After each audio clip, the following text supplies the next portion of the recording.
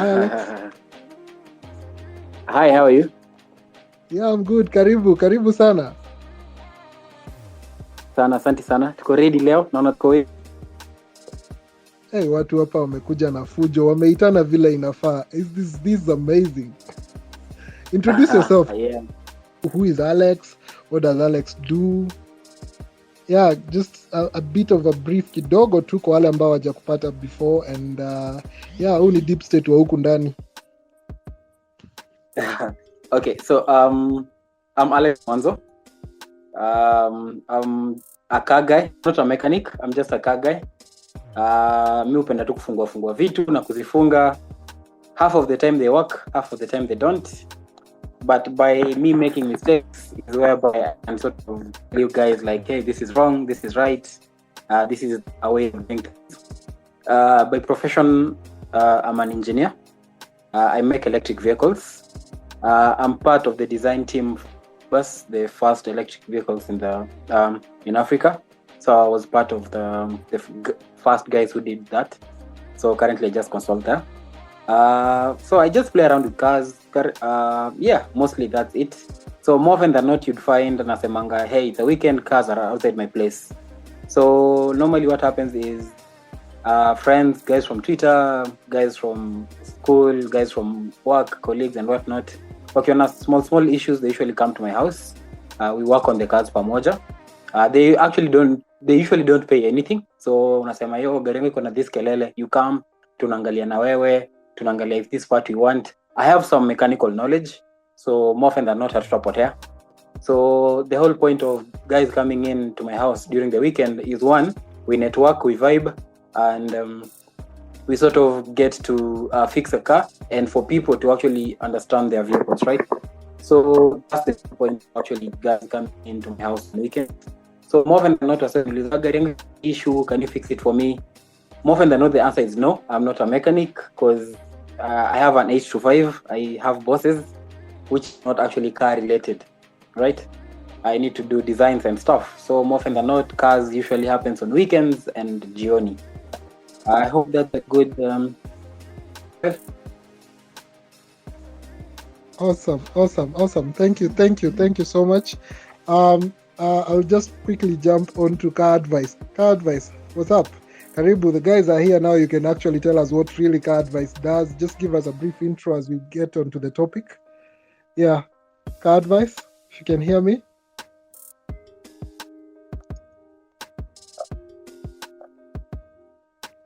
Car advice, as car advice gets ready, Alasiri, welcome Alasiri. Talk to us. How are you? I'm fine, sir. It's been a busy day. Yeah, so basically my handle is called Alasiri Motors. I sell vehicles in Mombasa. I'm also an insurance expert. I have a diploma and degree in insurance. One from India and the diploma from Insurance Institute, Aki. So my work basically is to sell cars and I've dived into insurance. So if you have any questions concerning insurance, I'm your guy. I'll be here today. Thank you. Awesome. Thank you so much, Alasiri. Karibu sana. Mutai, welcome. Finally, we have you on the space. Welcome, Mutai. TDI, karibu sana watu wa Finland. Just give us a few words here and there. Asante. Yes, Mutai, karibu. Mimi naitwa Mutai, pole kwa kelele kidogo leo. It's okay. My name is Gideon Mutai. I'm a car guy, but as Alex said, I'm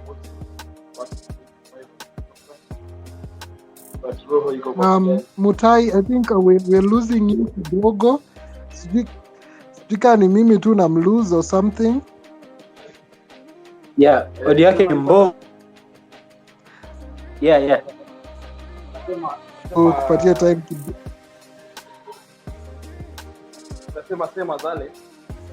Yes. I work at 85, but roho iko kwa Magari. Awesome. kelele kidogo.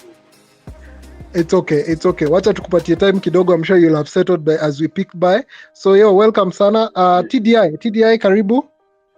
Karibu sana TDI. Yes. Thank you, Bob. Habari za jioni. By the way, I just noticed that our clock changed yesterday. So tulirudi nyuma 1 hour. So at the moment it's 6 p.m. here.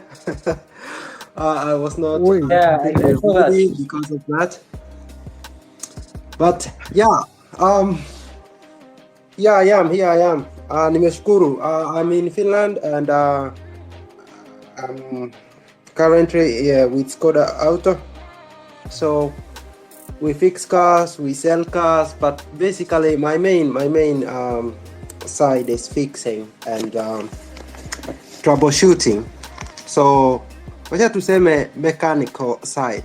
So I'm in a dealership, but yeah, that's much of me. And I do my cars too. Sometimes I saw some cars which are in bad shape. Just fix it and try to make a buck out of it. That's me. Thank you. Awesome. Karibu sana. So Ruto, I see you're back. At least just give us a few words. I hope it's now okay. Kama unatusikia Ruto, talk to us. Wakili, if you can hear me, Wakili. Yes, I can hear you very well, Bob. Karibu Wakili, karibu. Can you hear me? You hear me? Yes, we can hear you. I have seen that the group already has over 100 people. The space was over, I think, almost 120 people. This is awesome. My name I am Ruto Tarus. I'm a lawyer by profession. I handle corporate law. I'm not a litigation lawyer.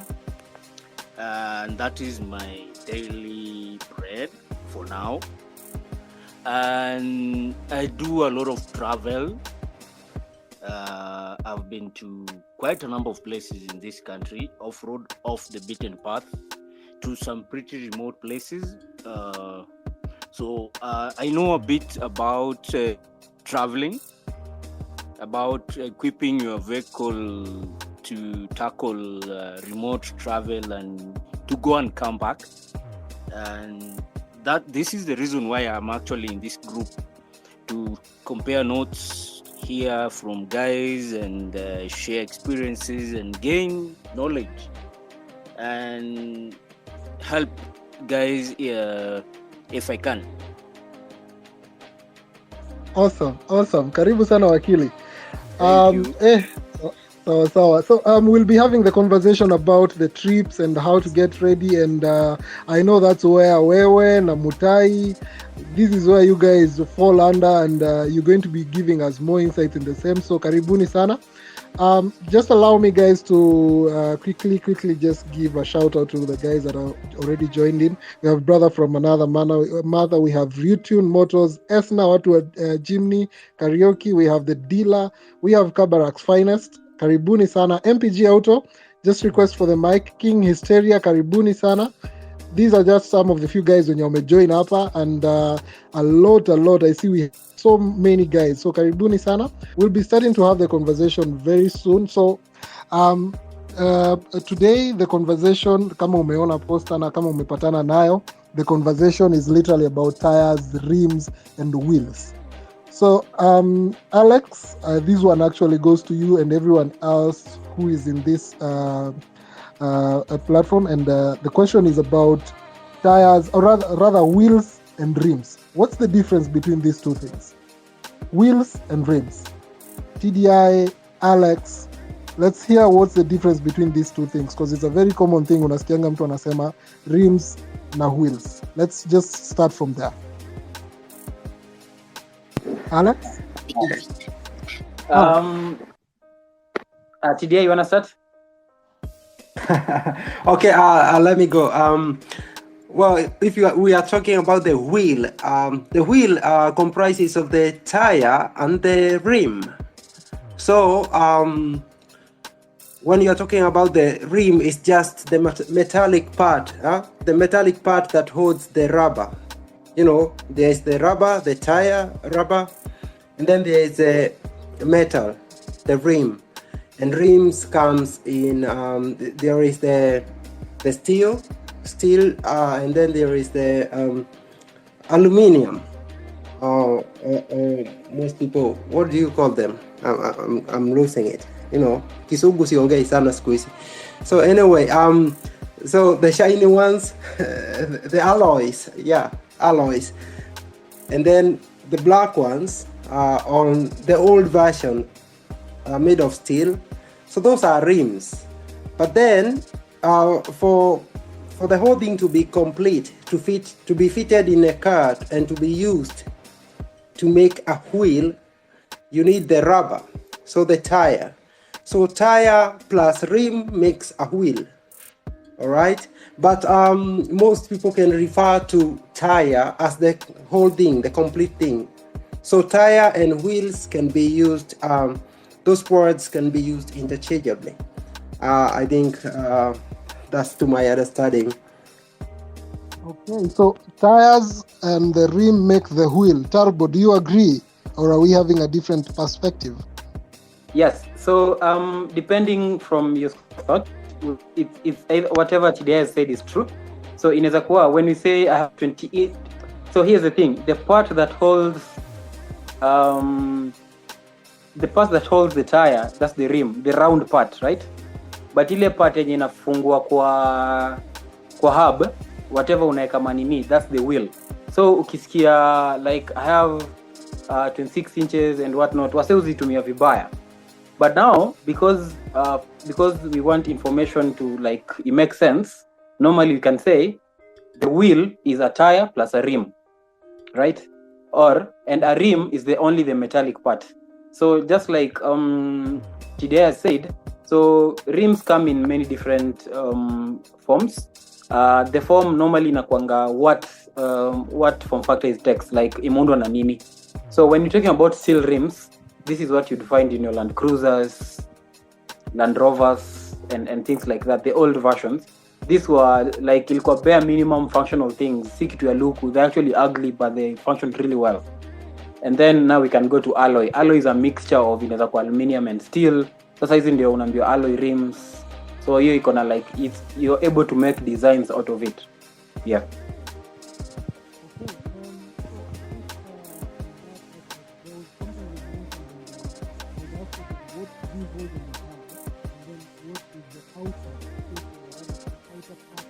Sorry, your audio is bad.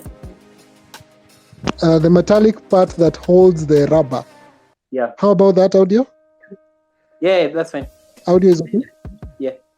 So I'm saying the metallic part that holds the rubber is what you've called the rim, and the wheel is what you hold on the hub, but it all depends on how you look at it. So this is actually now going back to that conversation of the sizes, and you have done a very good explanation, or rather just kugusia kidogo. But before we get into the sizes, can we actually talk about the types of the rims we have, and do they really have an influence on the car itself? Do they really go by car, or you'll find them across board?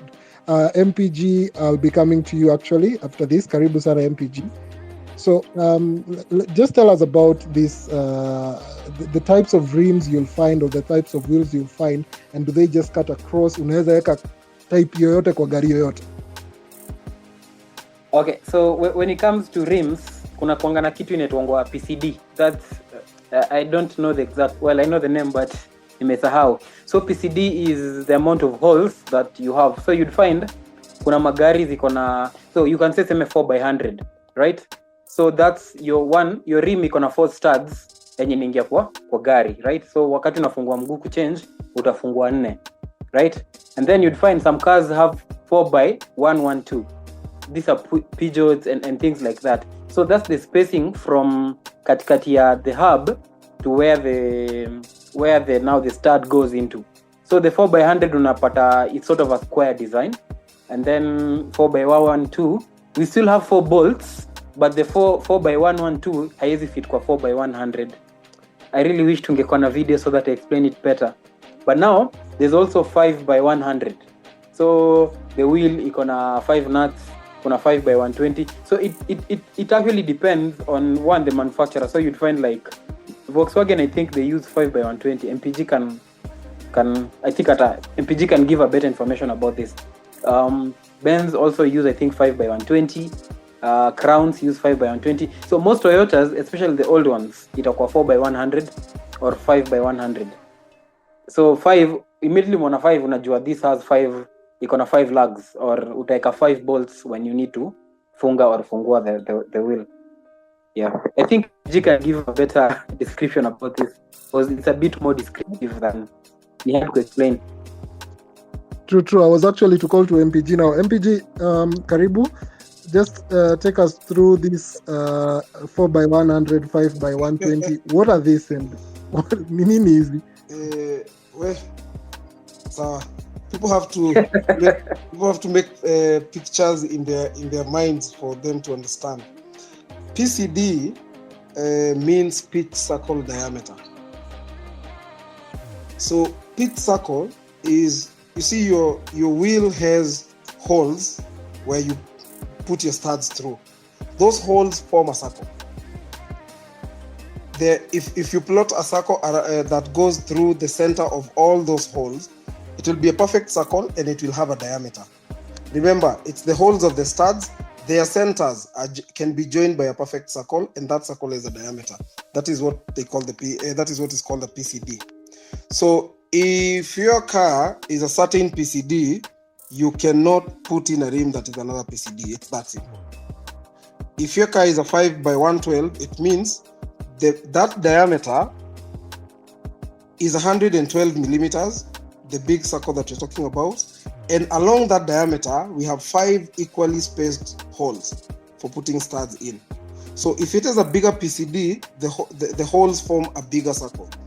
Even those with 4 by something, if you look at the centers of the 4 circles, they are points on a bigger circle. So all of them are points on a circle, and that's why it's called PCD. If your car is 5x112, if your car is 4x100, whatever the figure that is, you cannot fit a rim of any other PCD on your rim or on your car. When it comes, okay, is there a question?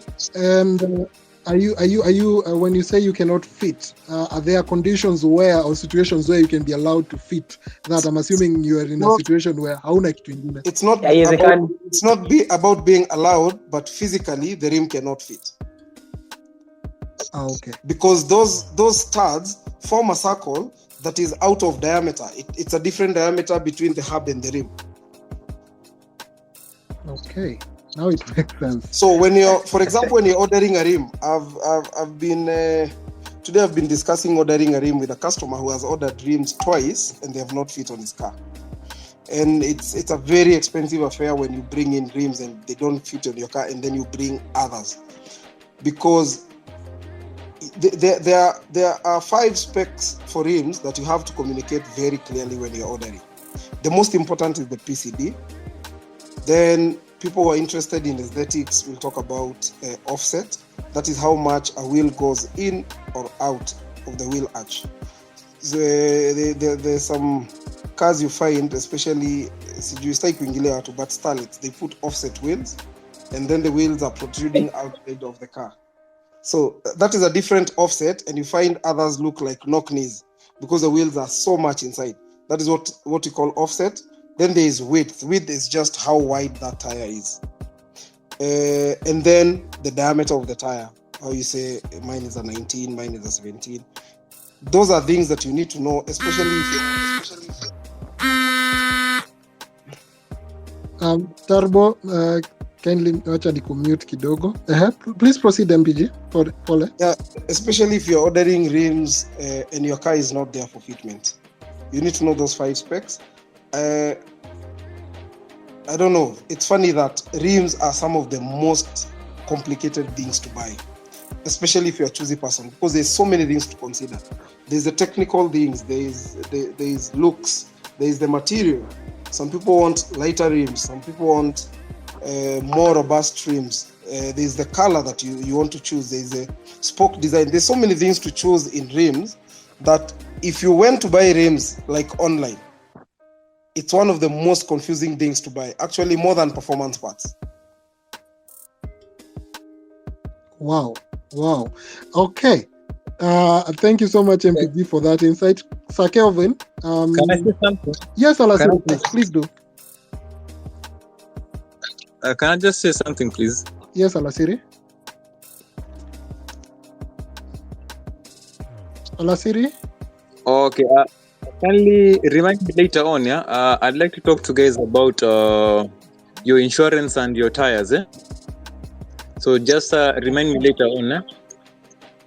Insurance and tires. Yeah, exactly, yeah. Thank you so much, Alasiri. I'd like to just take this moment to also take note of Sir Kelvin. Karibu sana, Sir Kelvin. I hope now things are okay. You can actually now take the floor. Okay. Yeah, sure. Thank you so much, Bob. Maliniko, it's quite a bit windy, but you guys will pardon me for that. Thank you so much, Bob, for the startup. To our topic today, majorly ilikuwa tires, rims and tires, and we've had MPG ametuambia hapo some insights on it, and I don't know if Saruni and who's it? Saruni and Mutai. Do you have anything to add on that concerning rims and offsets? Okay, Saruni. Evening, guys. Sorry, I was a bit late to the space. Not quite sure what you guys have spoken about, but as we go along, I'll listen and catch up. But at the moment, nothing. Okay, thank you so much for that. Johnson from Finland. Hello. I want to add that there's something called the center bore. Center bore ni ile shimo iko pale katikati, eh? Apart from the 5 or the 4 holes that where the lugs go into, there is a bigger one, the center bore. So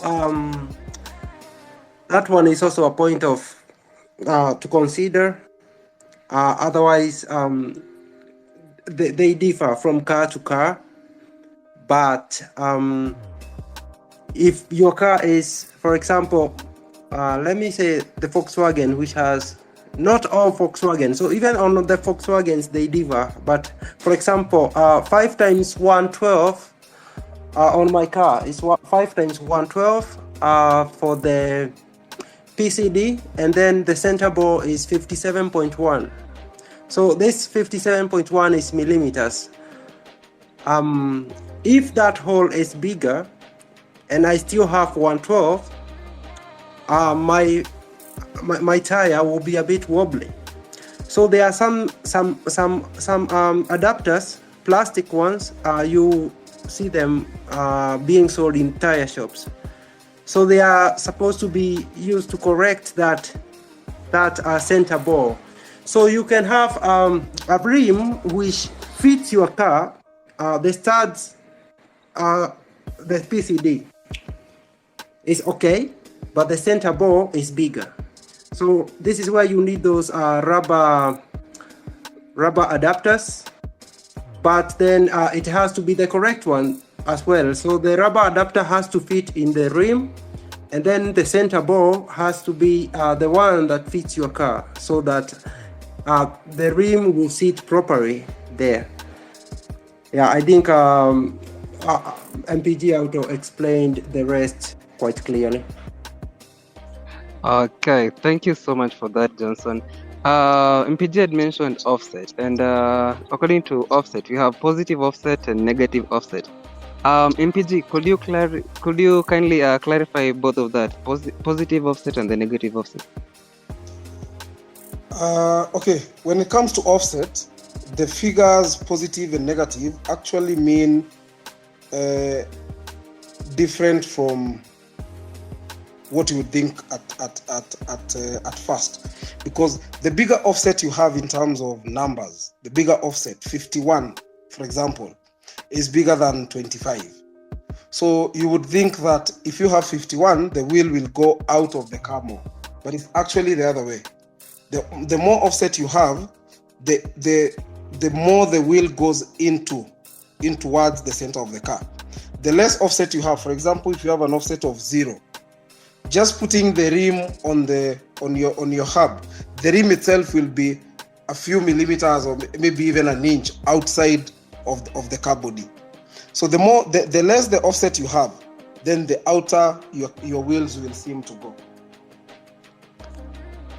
So by something else, by definition, the offset is the distance from, if you take a wheel and you don't look at it from the spoke side, put it standing, look at it from the end, as if you are rolling it.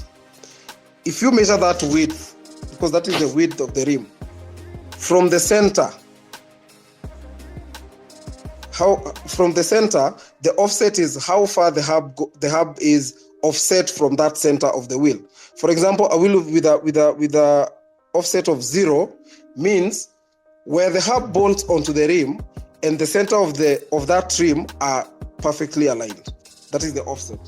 So negative offset, that key solid part where you bolt it onto the rim, onto the hub, goes inside, pushing the tire out. I don't know, maybe it's so difficult to explain when somebody is not seeing it. Okay, I think I can assist. Assume a plate, right? Like sahani ya kawaida. So when the flat part ile nyonekanga chini ya meza, that's the part that unaifunga kwa your car. So unaona that concave, so that's what you call a negative offset. I think that's what you're saying, MPG. Yes, the more negativity is, the higher your brim of the plate will be. Yes. Because your plate becomes deeper and so deeper. Unaonanga hawa Demio na Starlet wanaeka kimguu kizima kimetoka nje, which is actually really wrong. Really wrong. Because you're messing with your suspension geometry and stuff like that.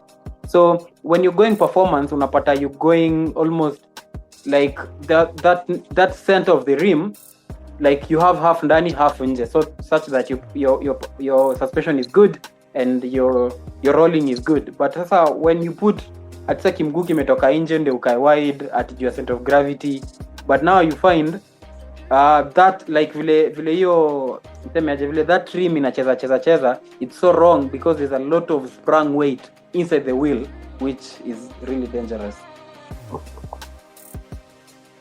Okay, thank you for that. I think for wheels we need a video. Oh, and there's something else I wanted to comment on before I forget. This issue of wheels, tires, and rims. It's just English semantics. Some countries, when you're buying rims, they call them wheels. Some countries, when you're buying tires, I think is universal. But I've seen the term wheel being used for rim. And in some places, when you combine the rim and the tire, that's what they call a complete wheel. So I would say it's just semantics. Just use the term whichever you want, because they are used interchangeably. Yes. So the other thing actually MPG hasn't mentioned is when you're buying performance, I think MPG ndiye amekuwa the biggest sufferer of this. When you're buying performance rims, kuna kitu inaitwa your brake clearance. Because wewe umeweka hapo brake bigi, then unaleta rims, they don't clear your rotors.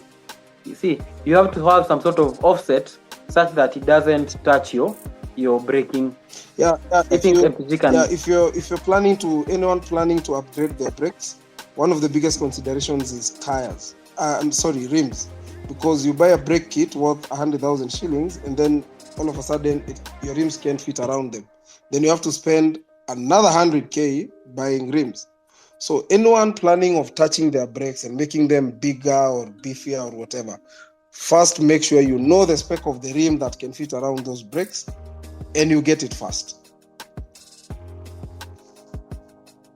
Thank you so much, MPG. Ruto, in case Wakili, do you have anything to add on that? Well,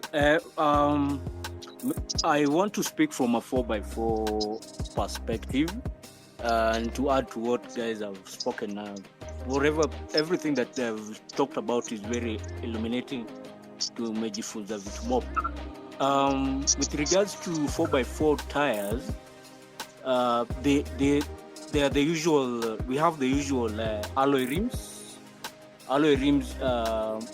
Most of the cars, when they come from the factory, have alloy wheels, those silver wheels, and then we have steel rims, alloy rims and steel rims. Now, the alloy rims are very strong. They are very strong and lightweight because they are made from combination of certain metals which have these good properties that allow the rim to be light and still be very strong. So you have good fuel economy. You'll find that with alloy rims, you'll have good MPG, miles per gallon, or whichever way you want to call it. But if they bend away from civilization, really far in the bush, you can't just hit them, you can't whack them, and then they get back into shape and you proceed with your journey. That's the problem with alloy rims. They are strong, they are light, but if they are bent for any reason, you won't be able to do a bush repair on them. While steel rims, what will happen is basically they are strong. They are not as strong as alloy rims, but they can be bent. You can shape them. If you've hit a rock or a log or something has happened and they are bent out of shape, you can strike them and they can get them back to shape and allow yourself to get back to where you can get help. And they are heavy. Remember also, steel rims are for 4x4s are heavy. So you'll have a slight dent on your fuel consumption when you put steel rims. But they look cool. For me, for 4x4 guys, I think they go for them because they're cooler. And then the issue of the offset, as MPG said, we have positive, negative, and zero offset. Negative as turbo diesel was trying. These are the rims which allow the tire to protrude outside the wheel arc. Zinatoka nje. They give a car that swagger, that cool look. You know, you have these tires which are sticking out of your outside the body, and they can help gain some stability for a car that is not so much stable. And I would prefer a negative offset rim to adding a spacer. You can also achieve the same look by adding a spacer on your vehicle. But the problem with spacers, if anything happens, it's likely that very likely that your insurance will walk away. They will not compensate you. So for 4x4s, spacers avoid. And also spacers will take the wheel far away from the hub, and you'll find that you'll have more CV issues. You'll be going through CVs, utakuwa unabadilisha CV mara mob sana, because hiyo mguu itakuwa imetoka nje more than it's the recommended tolerance ile nini ilikuwa imesetiwa na manufacturer. So I would rather you get a negative offset rim than put a spacer. And then there are some 4x4s which you have to buy a negative rim to correct the wheel track. Ukiona 79 series Land Cruiser, both True P, that long one, double cabin and single cabin, you'll find that the front axle is wider, it's longer than the rear axle. So the front axle was widened by Land Cruiser to fit in their new V8 engine. But for some reason, those engineers, Japanese Toyota engineers, did not widen the rear axle. It remained narrow. I think I've seen the difference between the front and rear axle. The front is 71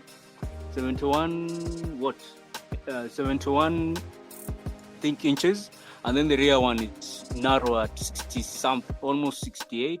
I'm not very sure.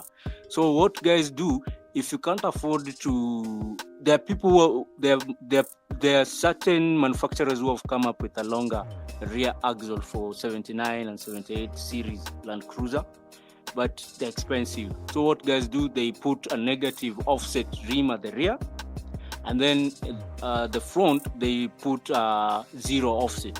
Zero offset tire is like the normal tire that comes with the car. It does not protrude outside. It's flush with the body. That's a zero offset. Where the hub in a seat, where the studs unafungia in a seat at the middle of the rim.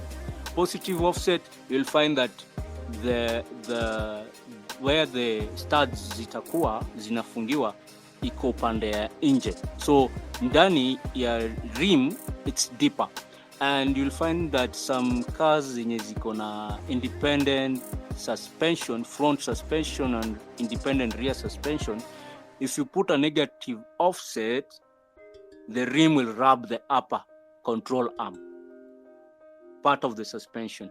So you have to you will have to stay away from negative offset with such cars.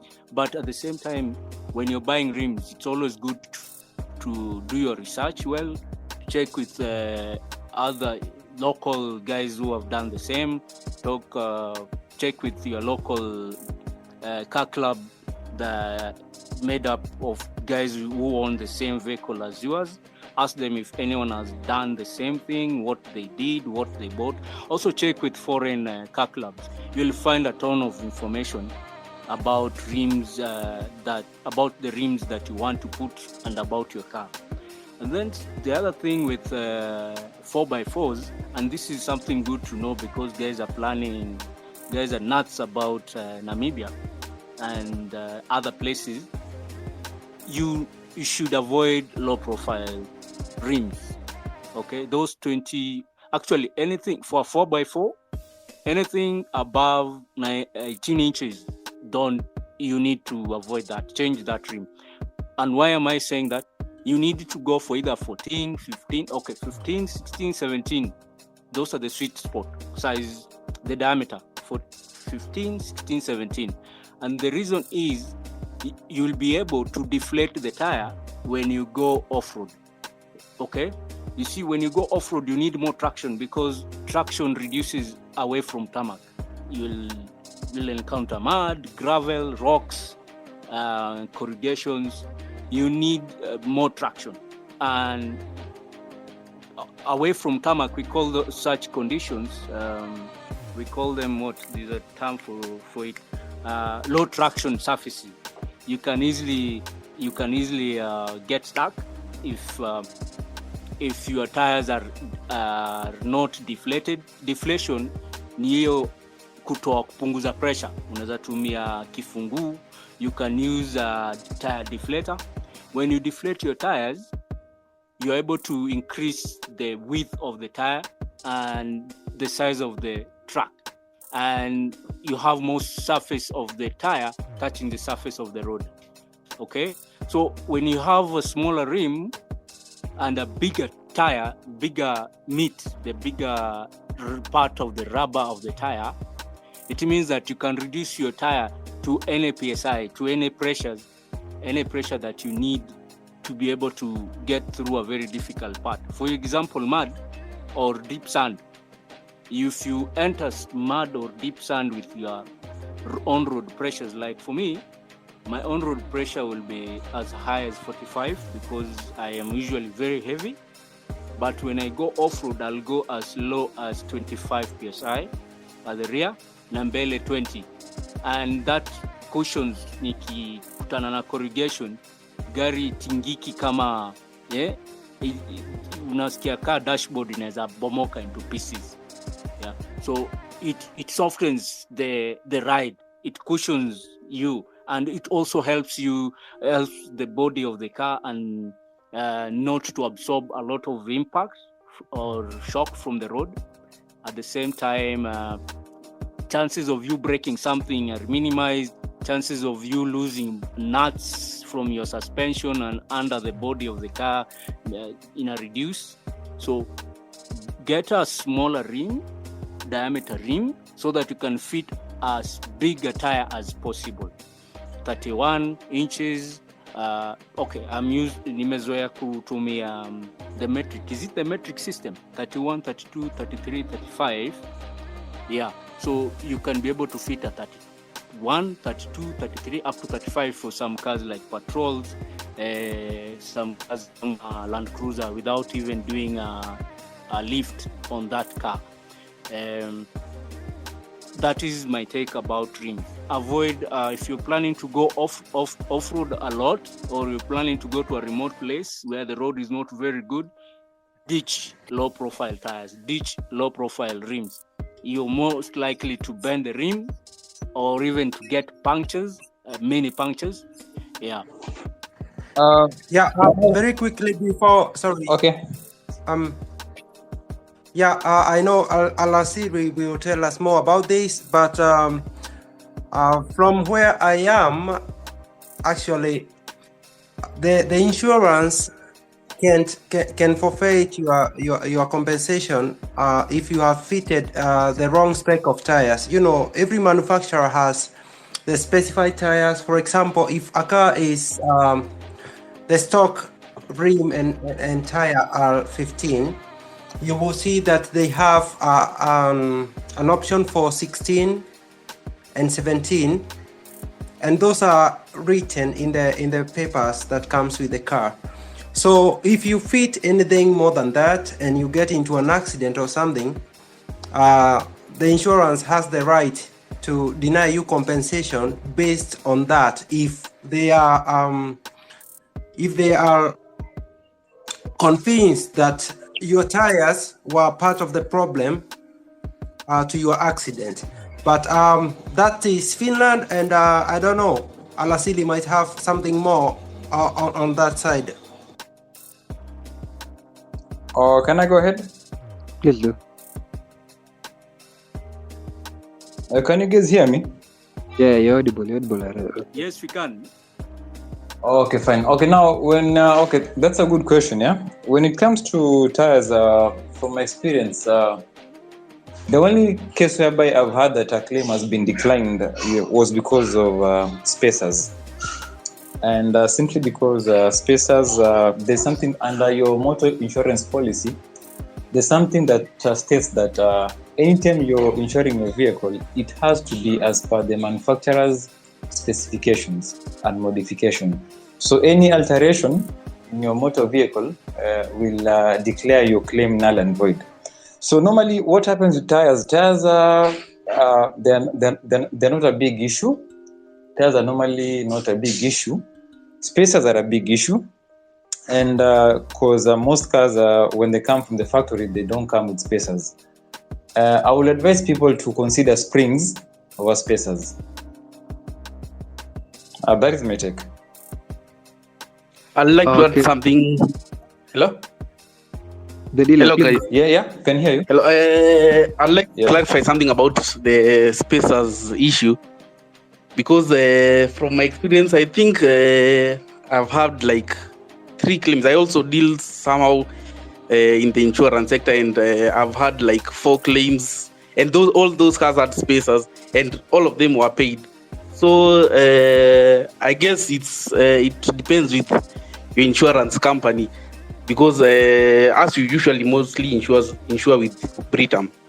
So as long as the space is defined in the, because before you insure your vehicle, it has to go for evaluation, and in the evaluation there is a slot that there is a, what is it called, a checker box that indicates whether have you installed spacers or not. And I think as long as you have that box is checked, even when you have, let's say, an accident, I think it can be, you'll still be compensated. Because I've had not 1, not 2, no, about 3 or 4 claims that cars that had spacers, but that had already been paid.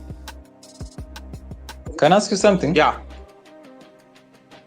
Now, when it comes to your rate, How is your rate? The rate, Britam. What does it Yeah, mean? your rating. Rate is 4.5%. You see now that's much higher because so that is the basic rate, 4.5% without any extension. Yeah. Yeah, and as we go through a broker, because for us we are brokers. So when we go to Britam, that they'll give us around 4%, and then when we sell at 4.5, the other one is commission. Okay, so can I maybe try and maybe clarify something? Yeah. Okay. You see, insurance is just about accepting risk, and if the risk is higher, you charge a higher rate for it. Yeah. Because I know places whereby 4.5 is really high. Yeah. So it's understandable if they're giving you 4.5 and allowing you to keep spaces in your vehicle. Yeah. Because I know places whereby you can even get as low as 3.25% basic rate. You see, but now that one excludes in case you install spaces on your vehicle. Uko peke yako in case. I would say don't. For insurance, it's advisable not to go somewhere where it's cheap. Kwanza this what is it called? These emerging small companies. Let's just say I doubt them a lot. So I just prefer to stay with the big boys, the Britam, UAP, Jubilee, those ones that have experience and they have a good reputation. Can I say something about this insurance business? Yeah. Okay. Go ahead. One of the most important things when you're insuring your car is to go to a reputable company. You'll find organizations like the Britams of the Day, First Chartered Insurance. Those are top tier insurers. But when you go to low-end insurers, the red flag normally is you find them insuring a lot of third parties.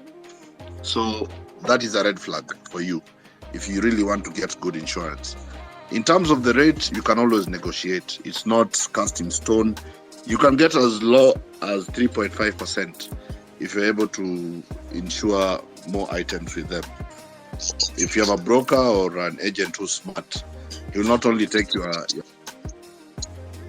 more than that. So that brings your rate down. As far as modifications are concerned, modifications may be tires and spacers. For tires, when the assessor is coming to assess your car after an accident, if they find spacers, that's a red flag. They might not void fully the insurance depending on the cause of the accident, but they will penalize you. When it comes to tires, you'll find most people put oversized tires on small cars. That makes the car a bit unstable in some instances. And if you get a really smart assessor, I have done assessment work. I've been in the insurance industry for a while, but I left. If you really find a keen assessor, he'll still penalize you.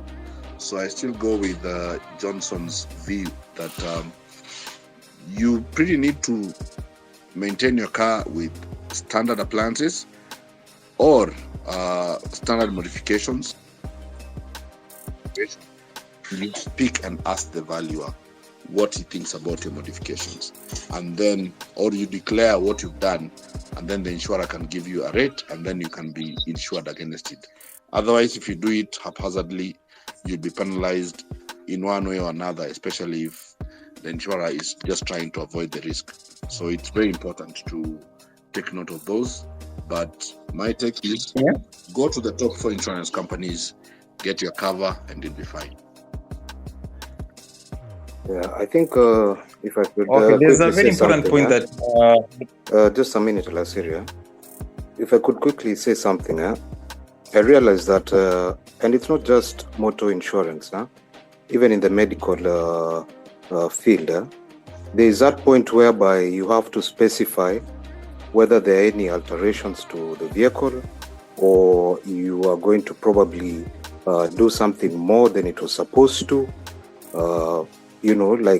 Like say these pro boxes, the manufacturer clearly says, and it's written, and I think there's even a badge over there, that it should not be able to carry more than, say, 350, I think, kgs, 350, 500. But It's 400. clearly see guys, you'd clearly see guys doing a ton plus on those cars. And what essentially that means is that there are so many scenarios that can go wrong there. In as much as the car seems to be able, but there are so many other factors and other road users that you're going to put at risk by overdoing or overloading the vehicle. Just the same way that the Land Cruiser story that we've been told about the wheels being offset and all that. There are these modifications that you have to do if you're really going to do some off-road, especially to do with tires and ride height. Yeah, you'd sometimes have to fit some rims that, or not rims, but springs that have to be a little bit higher than how the manufacturer intended. But I think what is coming out clearly is the fact that you need to state when you're getting the insurance, or if you've already gotten one, you need to go back to the insurer and update your details, and also get sort of a clean bill of health, if I should put it that way, so that you don't do your normal activities and there's an accident. Sometimes it's not even your fault, but the insurance says, oh, this and this was done, it wasn't supposed to be, we are going to void your claim. So I think it's best to always consult with your insurer, and as I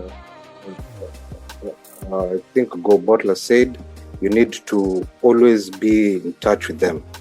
And especially whenever you're trying to do an upgrade or a downgrade, if you feel like. The same thing with the rims or spacers. Most cars can easily, mechanically, and comfortably get spacers and work fine. However, some insurance don't feel that is okay. So it's good to always have that conversation before you get an insurance, or when you're updating the vehicle, you need to update your insurer. That's just my take.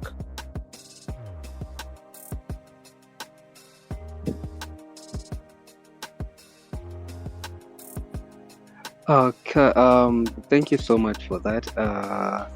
Actually, for Pete's sake, do you have anything to add on that? Umeingia ukipotea. Pole, nimechelewa. I had a work thing. I'll just let it continue. Sijasikiza a lot. But I joined when I think Turbo was talking about offset, etc. But generally, I'll let you guys continue up until I'm safe enough to contribute. Okay, thank you so much for Pete's sake. Rotian, I don't know if you have anything much to say on that. Rotian?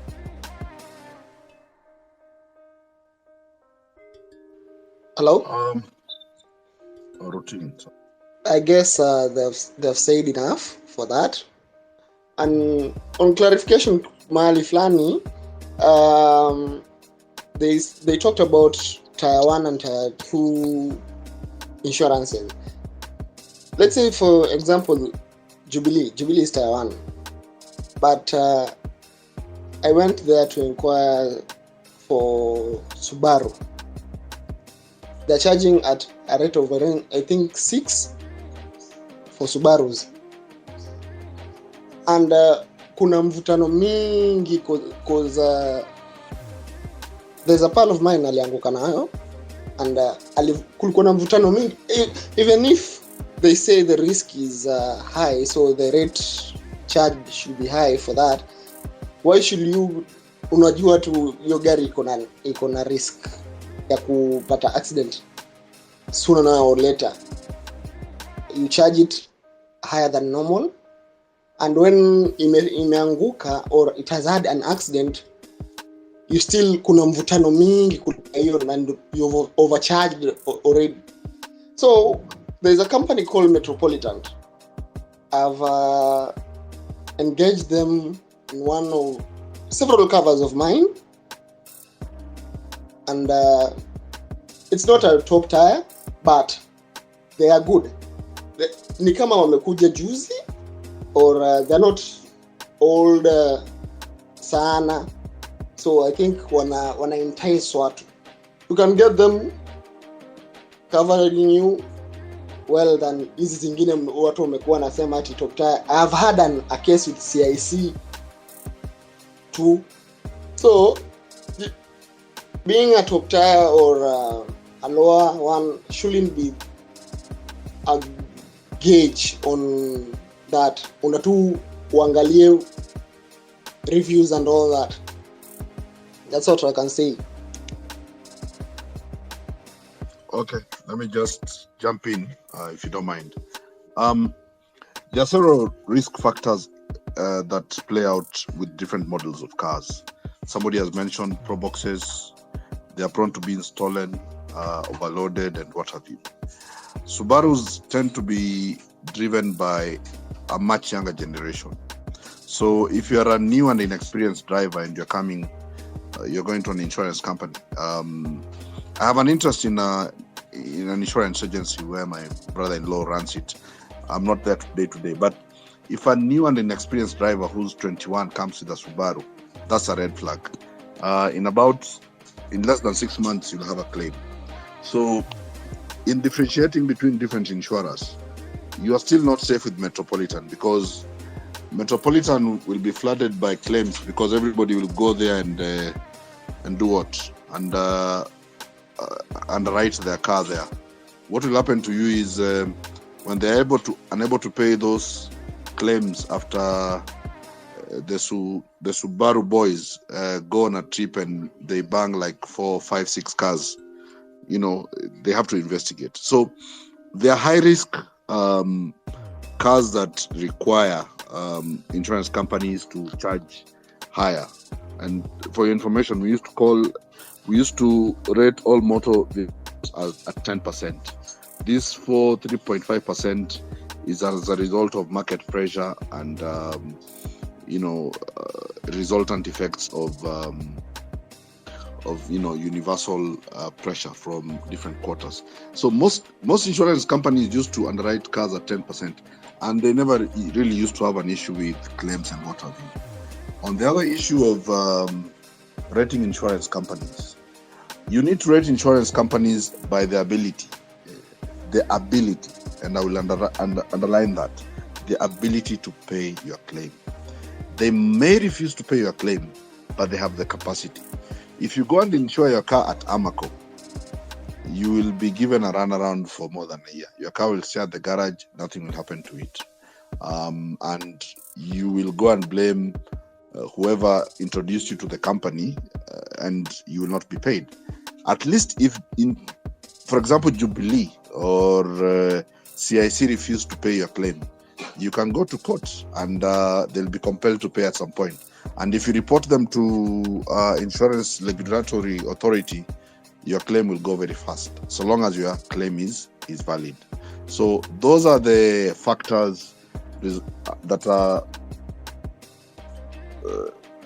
coming about when it comes to insuring your risk with a reputable firm.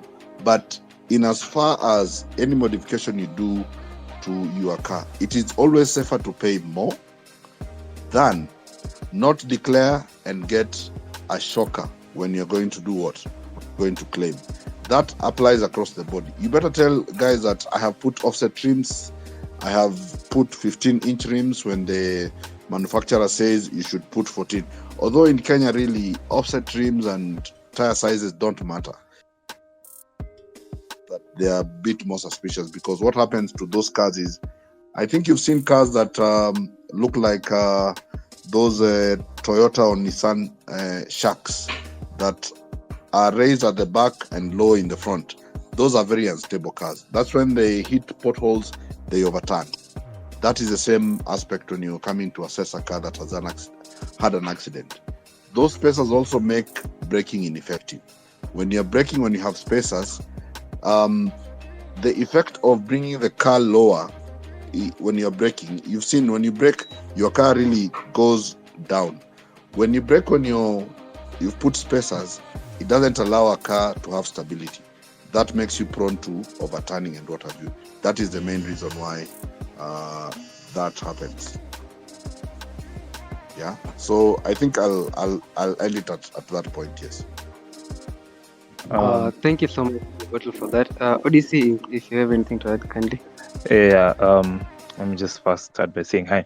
Okay. There's something I would like for these guys who work in the insurance industry to kindly clarify, because coming from let's say a petrol head, I understand the term spacers in this space is being used loosely. There are spacers that are to, let's say, enhance the height, as you see these new Toyotas that come in, these new cars, funny cars that people buy that are lowered, and there are also wheel spacers. So I'd like to know, for a claim to be declined or whatever, is it spacers in general, as in if you had wheel spacers or even the height spacers that go on top of the strat that also term your claim void? If I could ask that first. Okay. I think what Okay, go ahead. No, please go ahead. Yeah. So. No, please. Okay. So there are two kinds of spacers. The ones that you put on your strat to enhance your height, and the ones that and rightly so, the petrol heads who put spacers. For example, when you want your wheels to pop out because it's a 4x4 and you want some clearance and what have you. So generally speaking, the spacers that insurance companies avoid are the ones that enhance height. On the ones that enhance the width of the tires, when you have a 4x4 and what have you, those ones generally they don't have a problem with, because even when they're doing the assessment, they probably don't check on that. What they are mostly against, and when it comes up and again, you'll find someone will not even put that one spacer, they'll put even 4. So that vehicle looks awkward and it's really unbalanced. So on the extending the width of your tires, they generally don't have a problem. But when you want to extend the height, that's when the issue comes in, because at a time or when you get an accident, you have issues because high risk factor when you are involved in an accident. And as an assessor, especially for Toyotas and Subarus, Axios, Demios, those are some of the first things you check if you want to go and look at the impact that the car had, especially when and if it rolled. So that is a factor. It generally, statistically, they say it contributes to about 35% of a car rolling. So that really is a definite no. On the width, generally we don't check.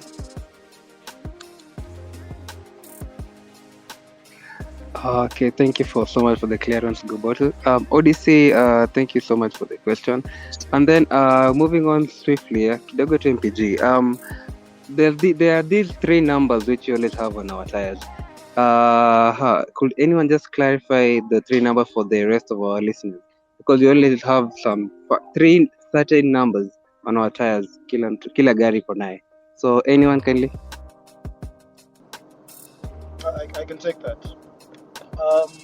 Actually, there are 4 numbers, but the 4th is not very much looked at. So there's if I think about a tire, like let me use my tire for example. My OEM spec tire is at 45/18, and that means that my tire's width is the 245. The 245 millimeters represented, not millimeters, centimeters. Sorry, I believe. No, millimeters. 245 is the width of the tire. Then the 45 is the profile. Now the profile is calculated at between, but because it's 45% of that 245. Does that make sense? And lastly, there is the 18. 18 is the circumference of your tire, which fits into the circumference of your, not circumference, but the radius, no, diameter of your Rim. rim. Yeah. So when you think about wheels, and always I say, if you can, if you have a normal car for normal usage around town, try stick to, unless you're modifying your car, try stick to your tire measurements. And to know your tire measurements, I don't know about German cars much, but in most of your Japanese cars, if you open the driver's door, there's a sticker on the inner frame that shows your recommended the OEM specs of your tire and your rim, your tire and your rim size. So open that, look at that badge and read those numbers. A lot of times when we import cars from Japan, they more so than not will come with the OEM spec. So the manufacturer knew that tutaweka hii 225, 45, 18. Unless you really are modding your car for one reason or another, you might want to go for bigger rims. Keep within specs. Does that answer you on the numbers, the three numbers that you mentioned? Yeah, it does. And then we always have an alphabet between the profile and the rim size. There's always an alphabet after the tire profile and an alphabet after the rim size. Could you also clarify that, please? I'm not sure what you mean, the alphabet after the... Like let's say okay, tabodize, okay. So when it comes to those alphabet inakwanga a number, then an alphabet inaweza kuwa 91V, inaweza kuwa 10E and things like that. So hiyo normally indicate the amount of load that tire can carry. So you find more often than not, most of the for normal like sedans, we're talking about normal cars, the tire can carry a maximum of 500 kg each. So if you times that by 4, the car can carry 2 tons, right? So if you minus the amount of weight of the car, that's your car is like 1.3 tons. Inamaanisha the maximum you can overload that car is now the minus the body weight minus the tire weight it can carry, the maximum carrying capacity. That's very key. Unlike unajua watu wanatangatiwa na by tires naweka, but so the number indicate the load rating. You can, I think depending on your tire, you can just Google that. You can find there's a whole chart showing that, and then after that there is an alphabet. Inaweza kuwa A, B, C, D all the way up to V. That indicates your speed. The higher the number, the higher the speed. So some especially for 4x4s, you'd find it has a lesser alphabet, like inaweza kuwa F or something like that. That means the tire is not rated for above 150 kph, because different tires are made using different rubber compounds. So for cars that usually speed, ndio maana sa you'd hear people talking about slicks. So especially these fast cars, tunaongelea hata my F1, hizi gari za drag and things like that, unapata hizo matires ni vipara. That means when these cars are speeding, when it has so much grip, because hizo tire ziki warm up zinakuwa some sort of gluish. So when you're buying slicks, especially guys in the performance sector, we're talking about the MPGs, Mura Kariuki, and people like that, you'd find that the speed rating is very key, because if you find a bad tire, alafu your tire is rated at F, which is rated at, I'll share the chart in my post. The tire is rated at 150 kph, na wewe kwa huku unaenda to 40 kph. That compound cannot handle that speed. Tire ina burst and you die. You see? So you have to check your load rating, itakuwa a number, alafu then there will be an alphabet which will be your speed rating, depending on now the purpose that you'll be using. Kawe ni wakili, of course you'll have more often than not, easy numbers, they sort of they are inversely proportional. The higher the load capacity, the lower the speed they can do. The higher the speed they can do, the lower the load capacity. Like ni cross too. Yeah. It does make sense. Okay, and just to ask,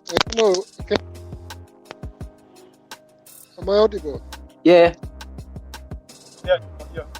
Yeah, I'm just asking about the types of tires we have, because now you've gone into the details about the load, the speed, but probably can you take us back, kidogo, or anyone can take us back, kidogo, to the types of tires that we have that are available for us before we even get to the loads and everything. Hizi tires ni aina gani?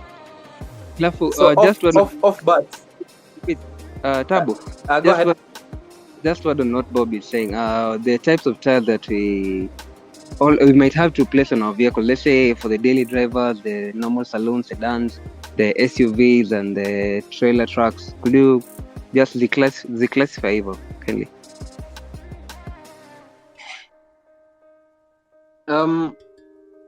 I don't know much about trailers and lorries in general. This, anyone can correct me, neither quite wrong. So based on the little I know, so tires come in different specs, based mostly on where they'll be, what they are carrying. So the first thing is kuna kwanga AT.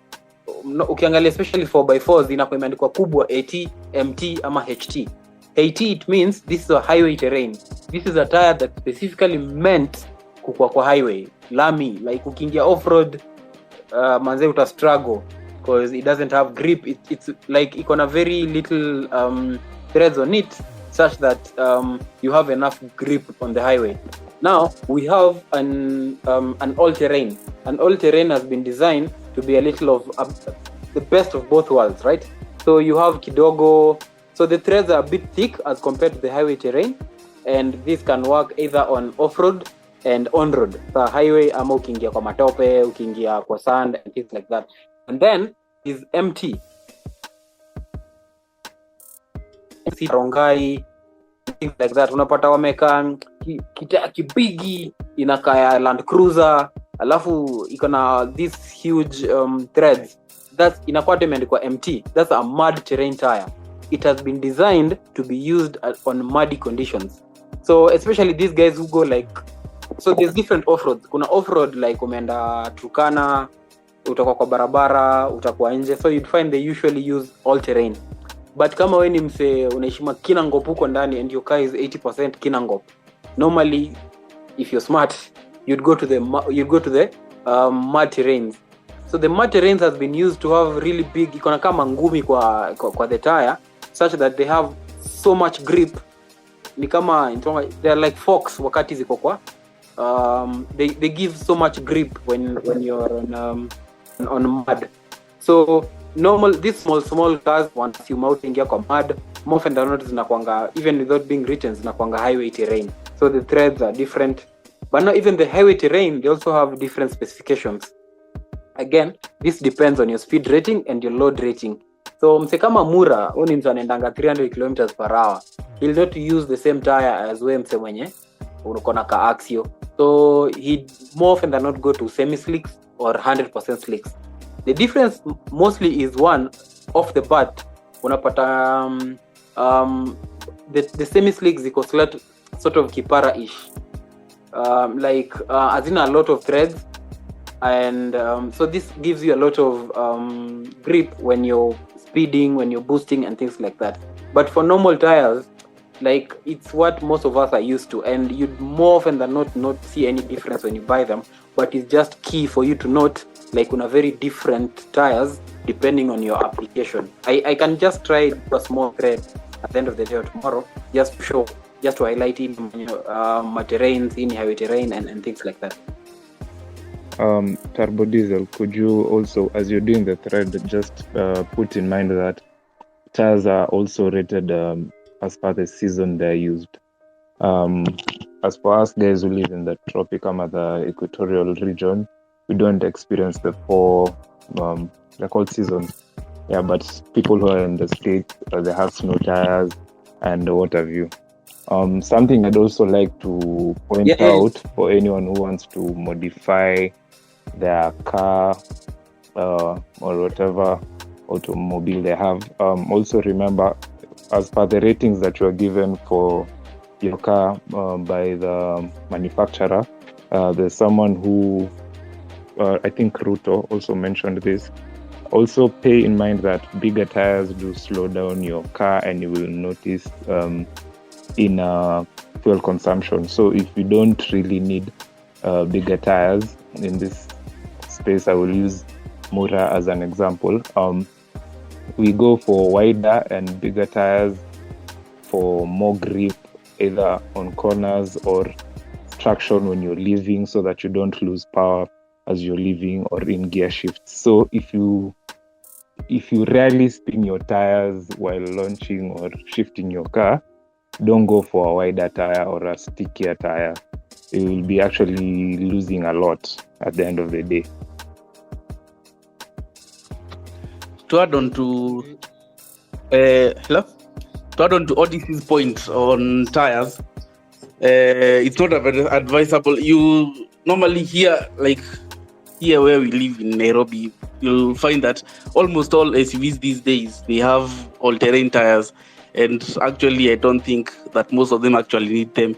I think most of the Prados, Land Cruisers for towns, just highway tires is just will just do the trick. You don't need all-terrain tires, because what happens is that it consumes more fuel, it's more noisy. Because all-terrain tires and mud terrains, they are very noisy. I don't know if you guys have realized that when these Land Cruisers that have these tires, when they pass with you, you hear a lot of noise. That's one aspect. They are noisy, they are less economical.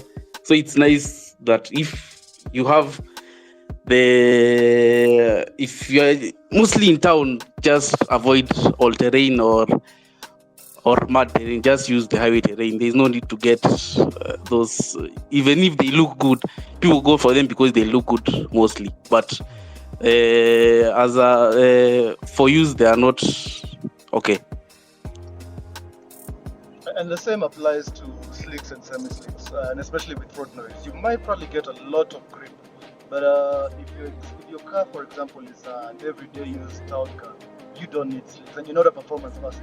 You don't need slicks because they'll end up being noisy, making your car keeping too noisy. I'm a victim of that. I have what you call a normal car, and had kawaida highway tires, and I changed to semi-slicks. And as I drive it, it's bloody noisy. I'm driving and in front of it, the noise on my tires. So as you choose your tires, think about what usage, what utility your car is. You don't need to go for a high-end tire if your tire is not, it's not for that. If your car is not for that purpose. Awesome. Just another question, Kelvin. I don't know. There was an aspect of what really the cops are looking for in our tires. Ni nini polisi wanagonga wakitafuta kwa tires zetu? Probably this is a very common thing. Umesimamishwa, tire imeisha.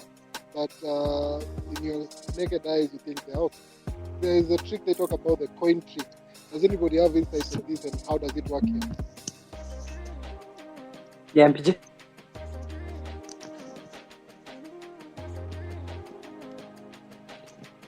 Just as he is loading up. So the coin trick ni MPG, you ready? Endelea Tabu Diesel. Juu hata sikuwa nataka kujibu hiyo. I wanted to talk about something we were talking about before. So first answer that. Then I'll comment about the height modifications and tires. In any tire, achana na kina wakili or any 4x4, the rules are different, right? So when it comes to normal tires, we're talking about our Golfs, our Makexes, normal tires. All this will mostly apply to highway terrain. So the coin trick ni, look at your tire. Well, actually hata kesho asubuhi, just turn your wheels outside, look at your tire. So ukiangalia, ikianza nikaa imeanza kuwa kipara, ujue imeanza kuchapa. But now you take a coin, seme 20 bob, then kuna hizo grooves unafaa kuingiza. Basically, see the coin ya 20 bob iko na the silver bit and the golden bit. You're not supposed to see the silver bit wakati umeingiza hapo ndani. Is it gani uko nje? Ni silver ama ni gold? One of them. Silver. Yeah? Nje ni gold. Yaani mjui pesa yenu. Ni kama watu wa deal na coins. Yeah, anyway, whatever, let me just Google that. So whatever unafaa kuingiza coin kwa the groove, you should not see the outside diameter the different colored one. When unaweza ona hiyo, like ukiingiza coin ideally hata inafaa kusimama on its own. That shows like ama ilale kiasi ifai kuanguka. But now ukika coin ianguke manze, tire zako are shit, and that's bad. Here's the thing. When it comes to tires, actually, just look at it. There's something called rotation. The tires are designed to rotate at a certain direction. So msee tire inaishanga nje, anaipendua, the inside comes the outside. Where's the problem with that? Depending on how your threads have been designed, so it may design you in such a way that when you're driving, especially in the rain and things like that, ina push out the water, right? But now when you're overturning your tire, the inside comes outside and the rotation now is reversed, like mguu inaenda mbele but tire ina rotate the other side. Hiyo maji yote, instead of being pushed outside, is now pushed inside your wheel arc, is being pushed, the dust, hizo vitu zote zinakuwa pushed hapo. Remember, this rotation has been designed in such a way that it's supposed to push debris outside of your vehicle. But now Kenyans being Kenyans, they do that. So things to check. When your coin haiwezi simama on its own, like inaweza lean and whatnot, inaweza kuisha. When haiwezi simama on its own, it means your tires have started kuisha. But now ukiangalia manze, you have very little clearance between the inside of your thread and the outside, inamaanisha your tires zimeisha. Where's the problem with that? When your tires zimeisha, you are prone to you're prone to more, like you're prone to more punctures. Aquaplaning. You are prone to aquaplaning, because your tires are not displacing anything, especially when it comes to water and whatnot. So your car becomes a boat, because when you go inside water, you try to brake, grip hakuna, una float tu hapo, and that's actually where, when it comes by, when it rains, even the braking distance normally inakuanga either more, depending on the type of tires you have, because Kenyans tunapenda shortcut. Mguu yangu imeisha, I have 2k, there's a mkamba outside my house, let me buy a new tire. Is it wrong? Well, I wouldn't say yes or no. If it's a first aid, go buy that second hand tire. When you moneyed, I'm guessing end month, or kama when you say like you're self-employed, you know how your money comes. Please buy a new tire from a reputable brand. The reason is, manze, when it rains and you brake, dude, nakwambia your car will stop, but your car won't stop. Well, like your wheels zimelock, you're just aquaplaning off the highway. Lori inakuja vile inakuja, your vehicle is just being carried over water. So that's one thing you need to really check up on. Because remember, most of these accidents happen when it's raining. When it's dry, I mean, hakuna grip is good. But now when it's raining, the tires are cold, like everything is against you. So you need to be careful when it comes to that. So check your rotation, check your grip. Eka tu coin, especially the 20 bob, because it's ninono, like itaingia hapo fiti. And just check, make sure kila kitu like iko where it needs to be, and also check your load ratings and things like that. I think the coin trick, just to be chap niseme nikitoka, what basically hiyo measurement yenye turbo diesel anasema ati ufai kuona the silver part, we are talking of 3 millimeter. So 3 millimeter is the minimum you should have on your tire for you to be safe on a rainy day. So 3 millimeter allows the water to run through and the tire to touch the road at the same time. So you still have traction, and water is also flowing as you drive. About rotation, I don't know, is it every tire that has rotation, but here we have summer tires and winter tires. So summer tires, normally they are just, most of them don't have rotation. You can, they are uniform. So whether you pedua the tire or not, it will be the same. So it doesn't matter, and it doesn't affect the direction of the water or the traction. But when we come to winter tires, they are designed different. The threads are different, and then we have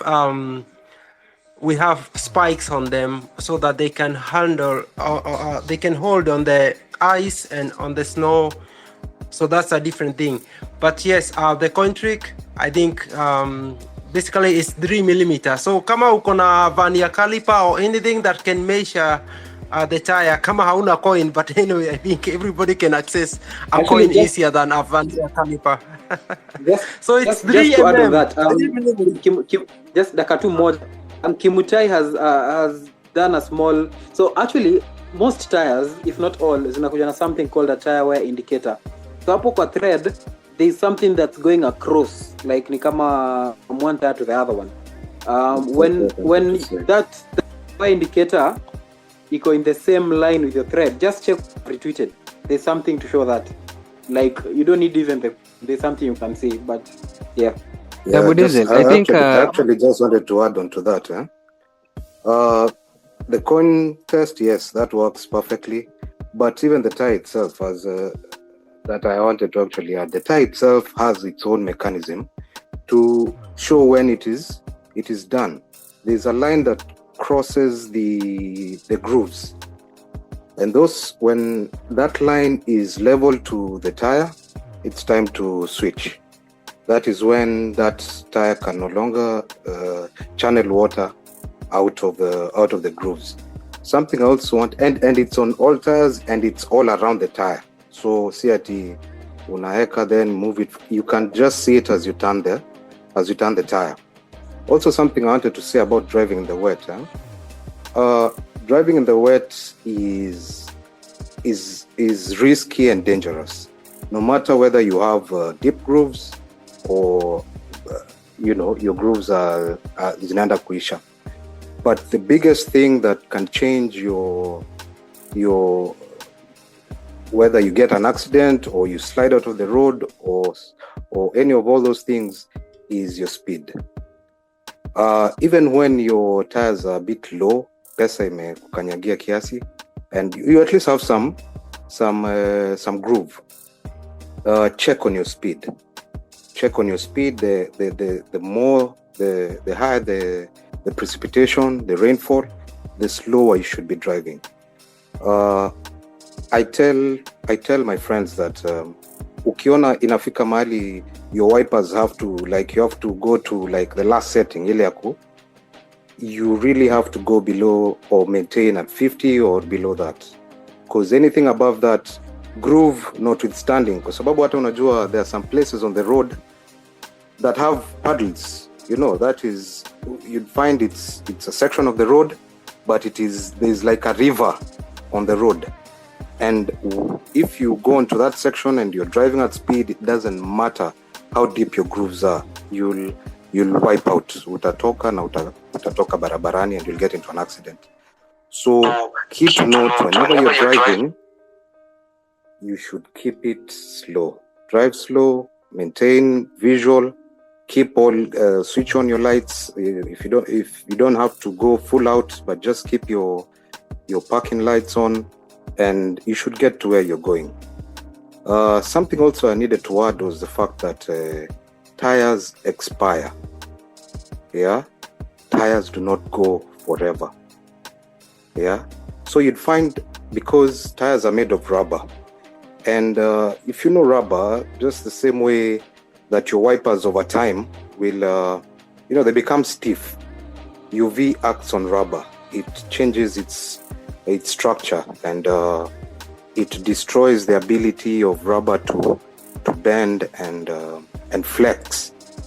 So essentially what that means is, after a certain time from the manufactured time, normally it's about 7 years from the time the tire is manufactured. You can find those details on the tires, and I think I did a thread on that. So after a certain period of time, normally 7 years, the tire starts to degrade. It degrades slowly, but now it reaches a point whereby it's serious. And the best way to look at the degrading is to look at the tires. If you find that on the sidewall, because the sidewall is the part of the tire that gets the most flex, it gets the most up and down, it's a suspension in a way. So you find at the sidewall, the tire starts to have like boxes in our chana. You'd find it have small boxes, or it's like in our chana, that is a tire. Or you keep getting slow punches. Like you drive your car, it's tubeless, but you keep having slow punctures and you keep topping up your tire. That's also a sign that tire is on its way out, and it might get you into trouble. It might have a tire burst while you're driving, and that's dangerous. So and even when you buy a tire, you see they put that nylon thing on top of it. That nylon thing is supposed to prevent UV from acting on that tire. Yeah. So once the tire is installed, the aging starts immediately. So you give it 7 years. Above that, ni ile sasa tu ile kujaribu, but a tire shouldn't be able to go 7 years. Realistically, you should change your tires every 3 years. And if you use them a lot, it's essentially how much you drive. So these are some of the things guys should also take into consideration. Just thank you so much. I'll be now looking at the aspect of the umesema 3 years, what we're talking.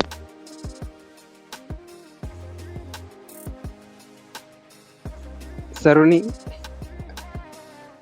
kindly, you mentioned something about 7 years, and nilikuwa nakumbuka like, okay, let's say vile gari hizi tambo kina Pijo tulikuwa napanga, some of them ilikuwa imeisha tayo hadi imekuwa kiparango to, and our understanding na hizo drag slicks some zina resemble hizo, so hizo lifespan yake ishafika the dead end, ama should this guy continue having them? Normally the biggest indicator of a tires, inaweza kuwa bado iko na thread, but miaka zake imefika. The biggest indicator of that is if you look at the sidewall, there's a year of manufacture. It's all coded. I wrote a thread, but you can find the year of manufacture. I will repost it. You can find the year of manufacture up to the month of manufacture.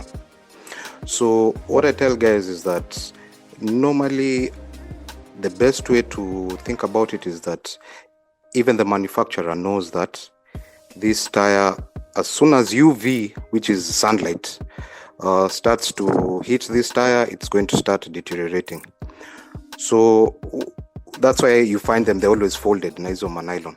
So I tell guys normally, because our sun is normally a bit more intense than probably where these tires were manufactured, if they're not Yana tires or any other tire manufactured locally, their lifespan will also be a bit shorter because of the UV that we get. We get a bit higher. Equatorial or countries get a bit higher dose. So 3 years is basically how the best timeline to keep it at. But also, when you look at the tire, if you're constantly having issues with that tire, especially on the sidewall, that's an indication as well.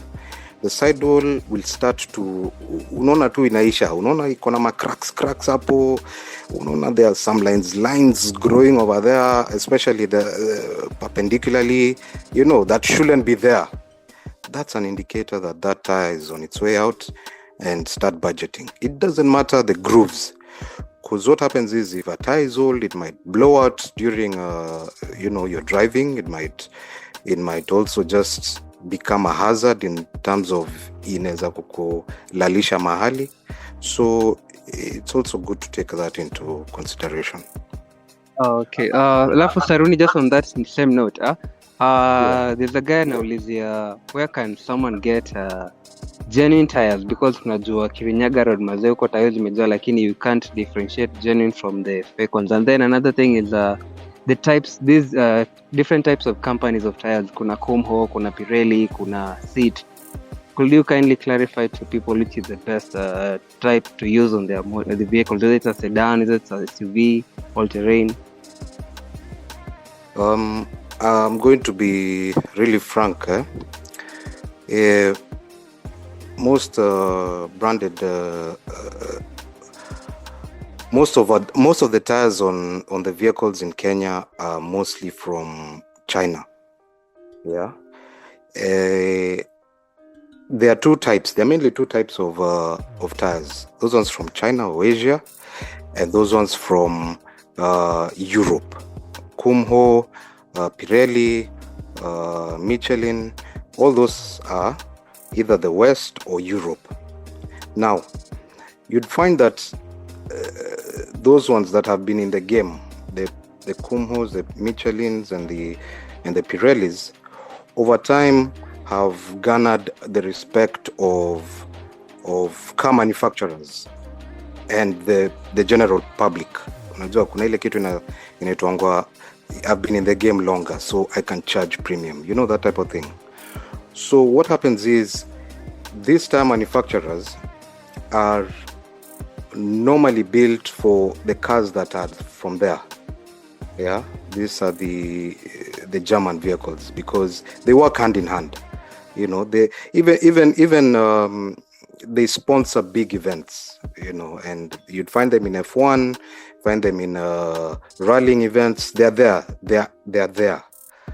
So they have done a lot more investment in terms of research and development on their tires, in terms of keeping the tire, say, working for a longer period and all that stuff. But they are not cheap. They are not cheap at all. So you'd find that these Asians will come and they'll make tires probably 80%, 75% kama imeenda chini sana quality, in quality terms, as good as those European. However, they do the job. They honestly do the job. And they will give you the 3 years so long as you're not rough on them, you're not very aggressive on them. They will do those years. But you'll find these Asian manufacturers do not do the performance tires, you know, the cars, the low profiles and all that stuff. You'll find that with the Western or European brands. So according to the vehicle you are driving and the circumstances that you're going to go through and your wallet, first you would realistically start with the European brands. But if your pocket is not that okay, because you'll find these European brands, a tire could go from about 10, 12, 15, 20 Gs a tire. But the Asians or the Chinese can do a tire for 3.5, 4.5, and it's brand new. Now it has come to the same amount of time. But the Europeans will have that heritage, they'll have that research and development coupled onto that price. So ukilipa hiyo hefty price, it's well in there. Now, as to whether you're going to get this original tires from, or where do you get the original tires and all that stuff, I find that there are quite a number of legit tire fitters in the country. There's Auto Express, there's I think certain petrol stations also have legit tires. And, you also have there are quite a number. So and they do the advertisement as well. So see ati kitu tatafuta sana, they're there. So you can go there, and they even do contracts for governments. If you've seen governments or NGOs and all that stuff, that's how they become those mainstream companies. And you'll get the tires. They'll be pricier because it's a branded tire. It is from a proper company. It'll be pricier, but they'll do a good job and they'll give you after sales service. Sasa pia kuna wale ukipitia pale Kirinyaga utapata tires, they'll fit them for you, but no one can vouch on their originality or where they're from or how they're manufactured. But they will give your car service. So it's up to you to decide what you want, what your car is doing, what your wallet is able, and also how long you'll want to keep the tire. So those are the considerations. I'll also add something on tire authenticity. If you look at your brand new tires, they have actually all tires have a serial number. A good tire will have a serial number that you can look up. Type in that serial number. Most of these websites, the manufacturer of the tire, you will be able to trace that tire back to the manufacturer. In some instances, tires also have a barcode reader. They have a barcode. And you can key in the barcode in your reader, and it's also going to direct you back to the website of the manufacturer. So that's an easy way for especially folks going for the high-end tires. But like Saruni said, most of the cars we have today are riding on Chinese tires. Are they bad? I necessarily don't believe so. I myself have been on Chinese tires for quite some time, and they tend to serve just as much as well, I wouldn't compare that, but they tend to serve satisfactory for me. So I would say, if your wallet can allow it, go for the high-end brands. If it doesn't, don't feel too insecure with a Chinese tire. Actually, if I add something a little bit quickly on that about the tires, is that here in Europe, yes, there are European tires. There are also Chinese tires like Linglong, which is doing pretty good. And I have used Linglong. They are good. They are durable. The main difference with the Europeans and the Chinese tires you find is the fuel consumption and the noise, the tire noise. So I don't know about the tires you guys are getting there, but every tire sold here, it has a sticker which shows the noise in decibels and the fuel consumption. So, and also the ability to hold the traction. Is it class A? So class A is the best, B, C, D. So you will see that a certain tire has a fuel consumption of A, which means that your car consumes less when using this tire. Then there is the decibel, the noise. So when you are in the car, you can feel the noise from the tire. Is it less or not? So all these are indicated on the tire. On the sticker on the tire. I don't know whether you get those, but mostly what we are getting here, that's the difference. So fuel, noise, and also the ability to hold on a wet ground, traction. Thank you. Okay, thank you so much, Johnson. Let me comment. Okay, So, Kelvin, Wakili, just a few minutes. I want us to close this session at around 9 p.m. so that we have another session that's coming up at 9. So kindly, if you guys could just use a maximum of 2 to 3 minutes, kindly. Ruto, Wakili, kindly go on. Thank you, Kelvin. Now, I wanted to comment on the issue of noise. Somebody mentioned about Land Cruisers, which whenever they pass by, you think that a swarm of bees is passing by.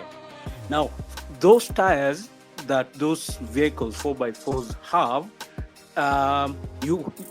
perhaps the owners did not check on the rotation. Okay, when you look at a tire like Conforza 3000 mud terrain, it has an arrow on the sidewall showing the direction that tire should face. And if you look at the pattern at the top of the tire, it shows the pattern points to a certain direction. That makes Conforza very quiet among mud terrains. You will not hear that buzzing or hum sound. And then the other thing I want to add to what has been said is know your car. You need to know what you want to use your car for. If you intend to be traveling a lot, possibly alone as a solo car, then consider getting an all-terrain or a mud terrain, especially if you are into outdoors and nature, you want to go to national parks, you want to go to places where there's no tarmac, get a mud terrain or a highway or a all terrain, AT or MT. Avoid highway terrain. And if your car is meant to be used in town or urban areas, you're not going to go to the farm with it, you're not going to go to your orchard with it, get a highway terrain. Fuel consumption for mud terrain is high.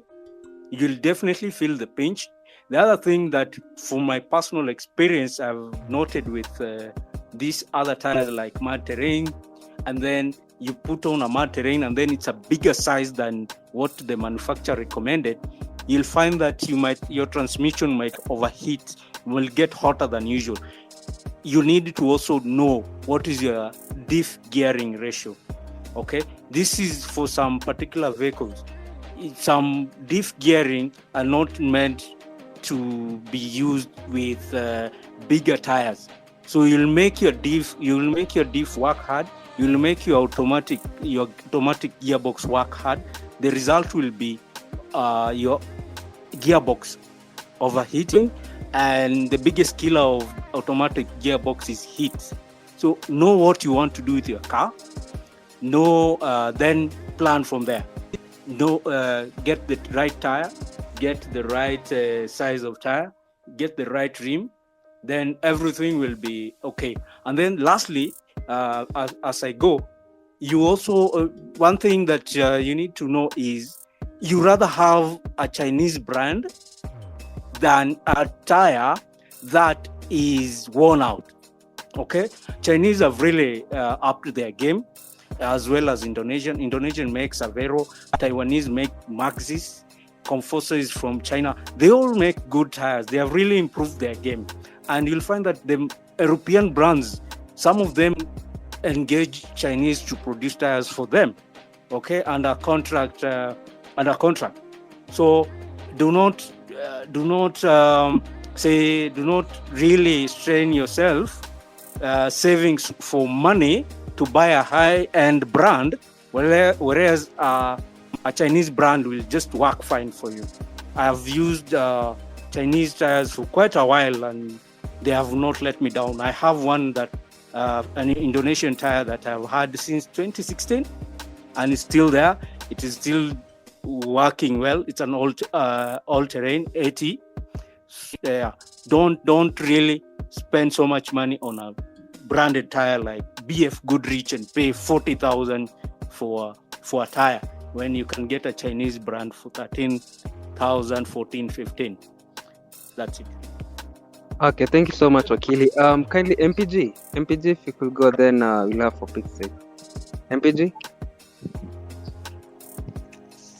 Thank you. I've been waiting to comment on this for quite some time now. So it will sound like I've taken the discussion back to the issues where we were talking about spacers. I will talk very briefly, just to say that any modification you make to your suspension, either to take it higher or to take it lower, or to make the wheels wider or to make them narrower, affect the balance between your COG and your suspension. So it will affect cornering, it will affect braking, any modifications that you do to those dimensions. Be it using bigger tires, be it using springs. Somebody said that instead of going for spacers, go for springs. Yeah, the springs, insurance might not see that you have spacers because you had springs, but the effect of raising your car is the same. Whether you use springs, whether you use spacers. If you raise your car, you mess with stability. You mess with braking. You also mess with point of application of loads. So you'll find your bushes wearing worse than necessary. Drive shafts touching places they should not be touching.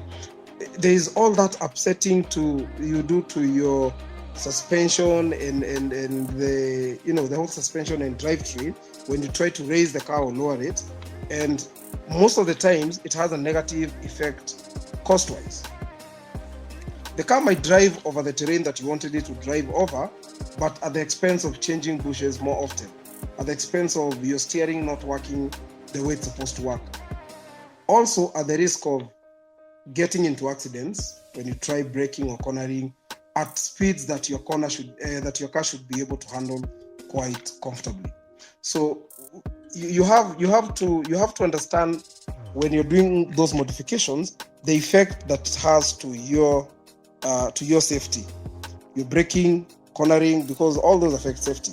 That's why utasikia insurance do not take cars that have spacers. Why? Because you're raising the car, you're messing with the balance, you're messing with the stability of the car. So you're more prone to body roll, car going out of line, understeer. You're more prone to the car rolling.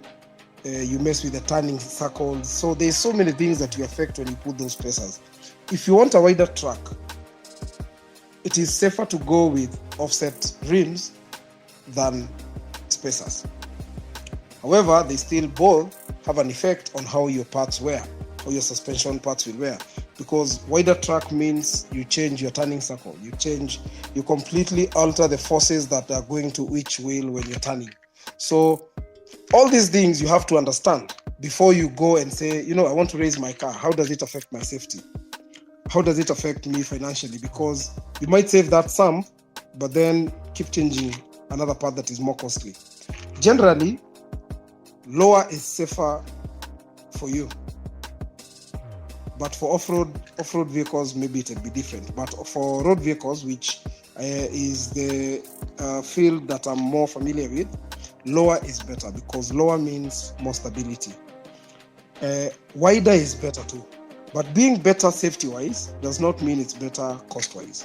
The best balance that your car has is the one that the manufacturer set it in. Because they do all this testing. They do consumption testing. They try to reduce weight. They do cornering and handling testing, and they refine the cars in those dimensions. Once you change any of those dimensions, know it will cost you, so be ready for it. And secondly, understand what it does to your how it affects your safety. Only do it if necessary, because again, if you're going to race your car and you have to lower it, maybe you feel it's necessary. But also note that once you lower your car, other parts will suffer. Your drop links will start breaking. There's so many things that happen. So yeah, that is something I wanted to clarify. And for most car users, because again, 99% of people who own cars are not interested in racing anyone. So for the general population, if you want a high car, it is safer to buy a high car than to buy a car and start lifting it. If you want a low car, well, just go for that lower car. If you want a car that can handle off-road, stop buying a Fielder and trying to, force it to carry more load and handle bumps like a Prado. Yes, you might get it there technically, but you might miss a lot of other things while getting it there. That's all I wanted to add to that debate. All right. Thanks so much. Oh, and something else. Sorry, Kelvin. Something else. Tires, the same. People have to understand that tires are your first line of braking. When you press that brake pedal and your calipers, your pads try to stop the wheel, what keeps the wheel going is the tires. If you have bad tires, expired tires, bad quality tires, worn out tires, it affects braking. And if you're moving and you can't stop, that's very dangerous. So yeah, pay a lot of attention to tires, having the right tires. I see a lot of people, especially with new cars, that come with winter tires. And you try to explain to them that these tires are actually dangerous to run in a hot country on hot tarmac. And they're like, it's very important to understand that tires are your first line of defense. If you've got the wrong tires, you just, even leave alone insurance not compensating you fully. It's avoiding that accident altogether, because a lot of people rear-end other people because their tires are worn out, especially when it drizzles. You get a lot of rear-ending, pale Kenari, after Limuru. Because guys are just driving, not even high speeds, but when you need your car to stop, your tire lets you down. So you're in an accident that, you're complaining insurance are not compensating you fully because they looked at the tires. while you should not have been in that accident in the first place if you had better tires. Okay, thank you so much, MPG. For peace sake, kindly you'll be the last one to speak on this session. I want you to speak just for take it 5 minutes. For peace sake. All right, Asante. And mine is actually going to be almost repetitive because I had MPG mention something about how cars are getting imported today. I don't know whether you guys have realized there's like a common trend by exporters to bring in cars with snow tires. And that mostly it happens during what time of the month or what time of the year we are shipping cars. And you'll notice this. So, for example, we are going into January, and this is generally a snowy time in most of the countries that we import from. So that would be the UKs and the Japans.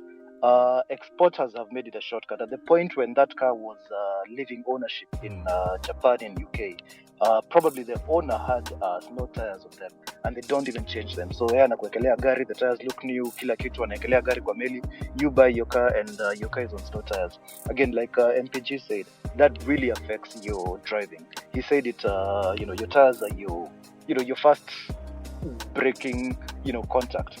Aside from your braking system. So it's really important as you buy your cars, if it came with snow tires, they might look new, but I tend to advise folks, I don't want you to change your tire immediately, gari imefika.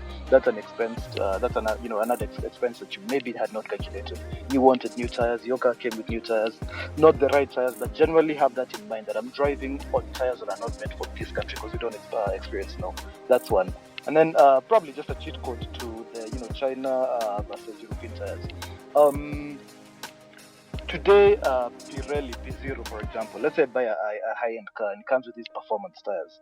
I wouldn't call it as safe as you would want it because that tire was not built to be subjected on potholes, on rough roads, etc.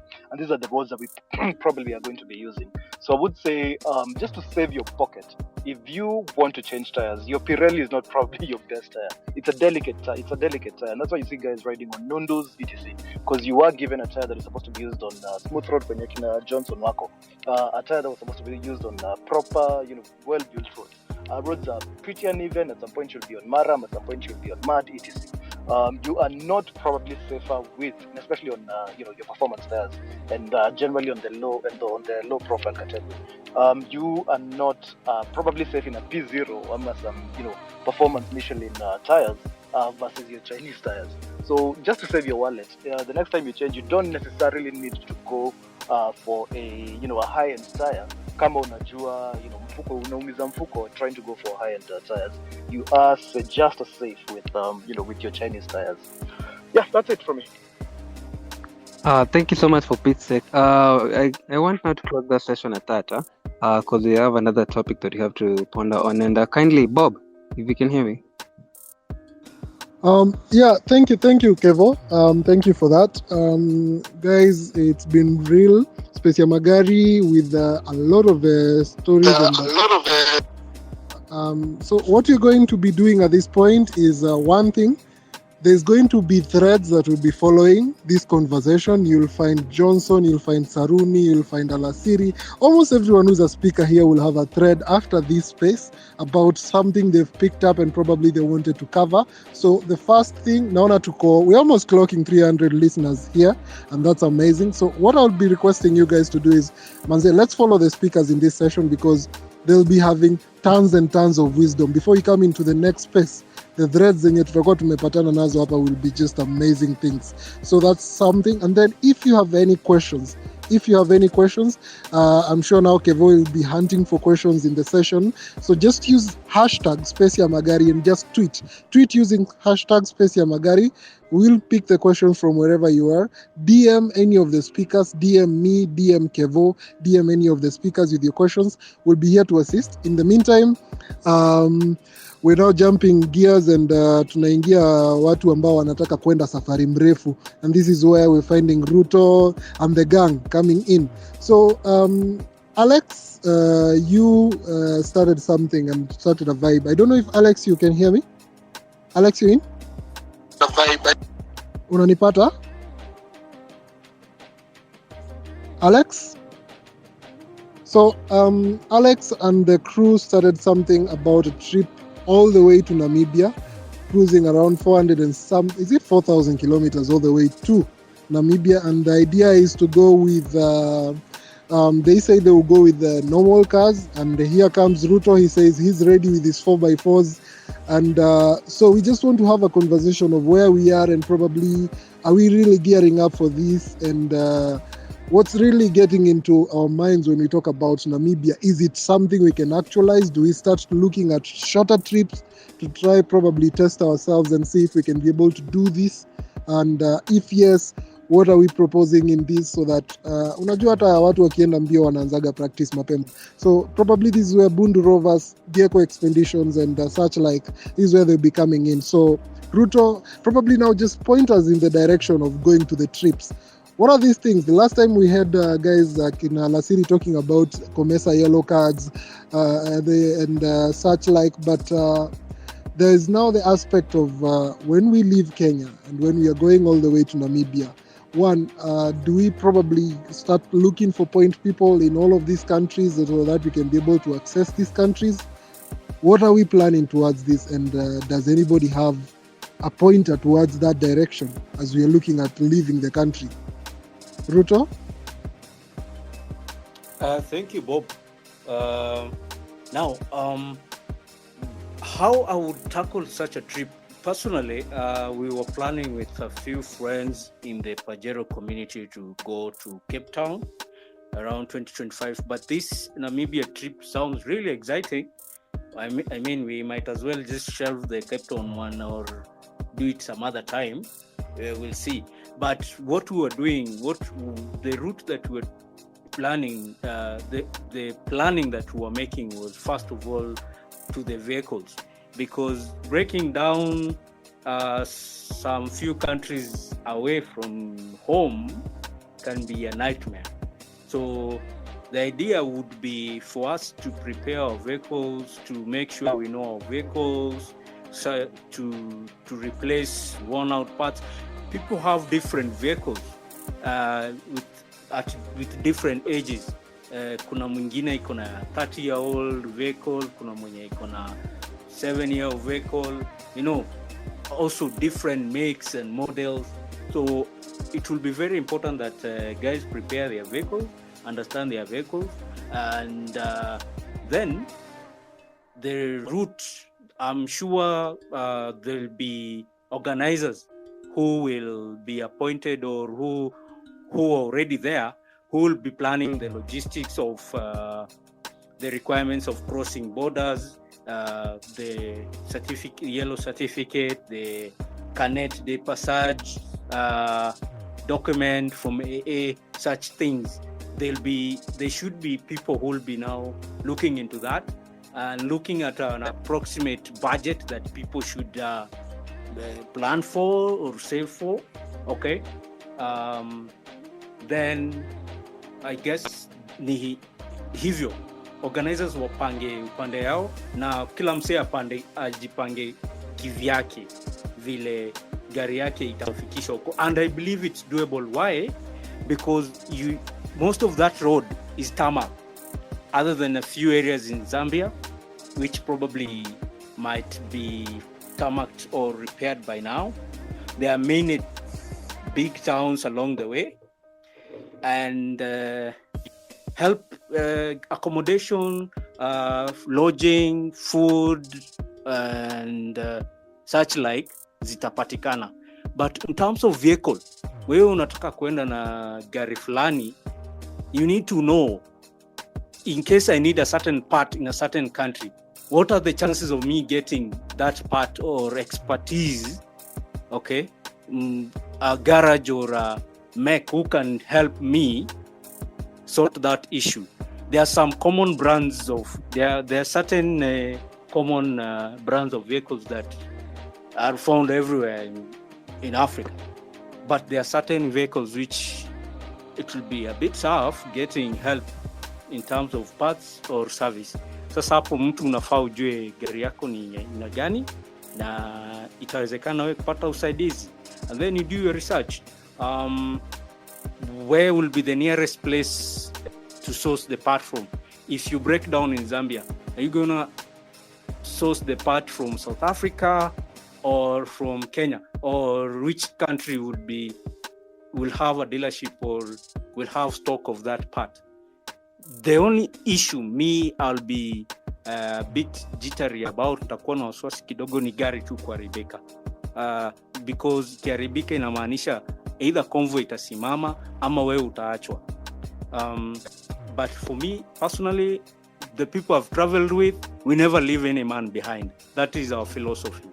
If somebody has a problem, we make sure that we stay with him until he's sorted. Okay?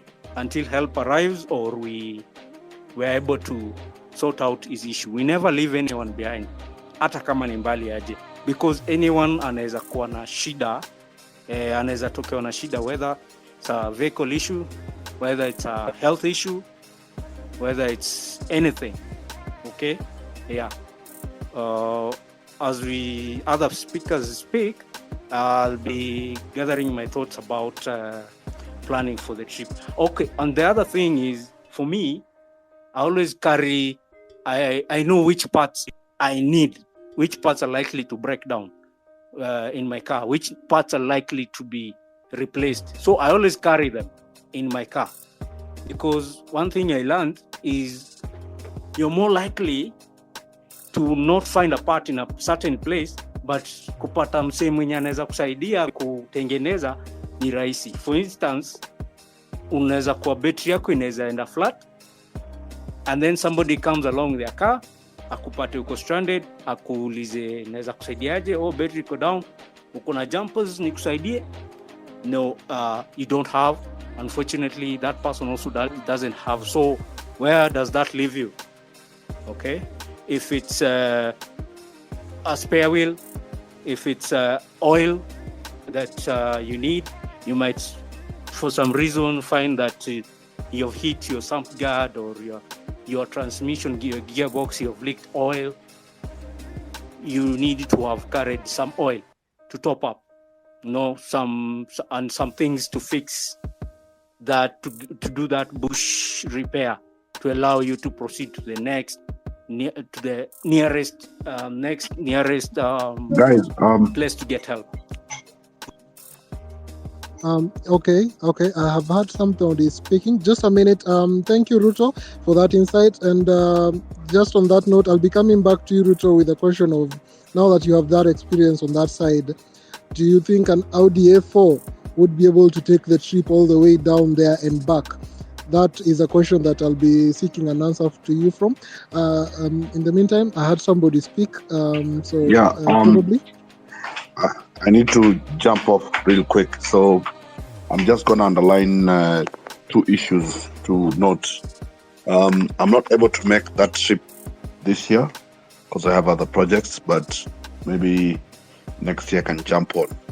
But one of the most important things to do when you are traveling outside the country, I think I'll mention three. The first one is you need to have the car in your name so that the insurance is valid, even as you go and add on other risks when you're going out of the country. You need to get your commercial insurance. You need to plan your route and see the inclusions and exclusions. So that is number two. Number three, you need to review the scope of cover you need as you travel to and fro.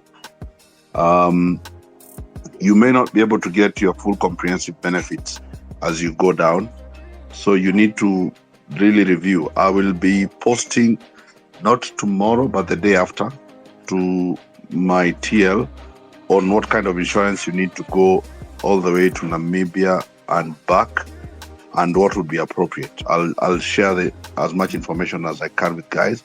I invite guys to ask me questions so that when you go down, you know what is covered and what is not covered. Different countries have different requirements for that.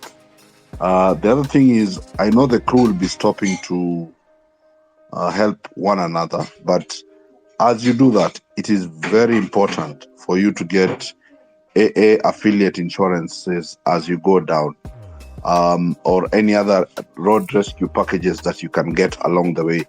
This is important because sometimes when you go down on a long trip like this, it is very important to realize that even if your car is in tip-top shape, you may go down and your car might come back or might need to come back on a flatbed.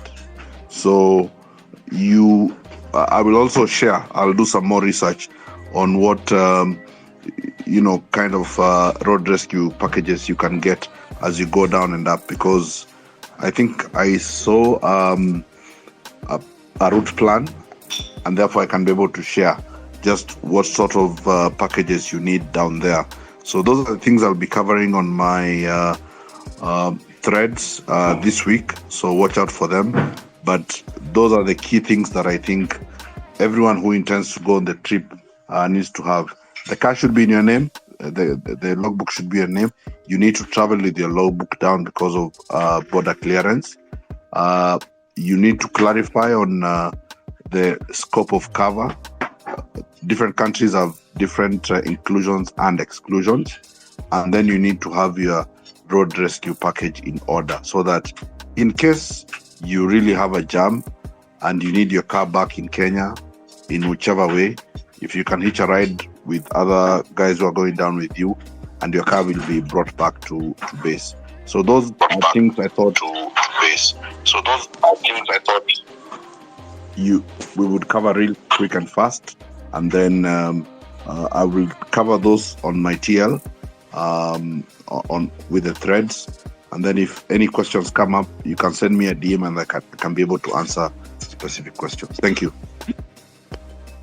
Thank you so much. So just to, in the interest of time, there was something that Alex, I don't know if you're here now and if you can hear me. Yes.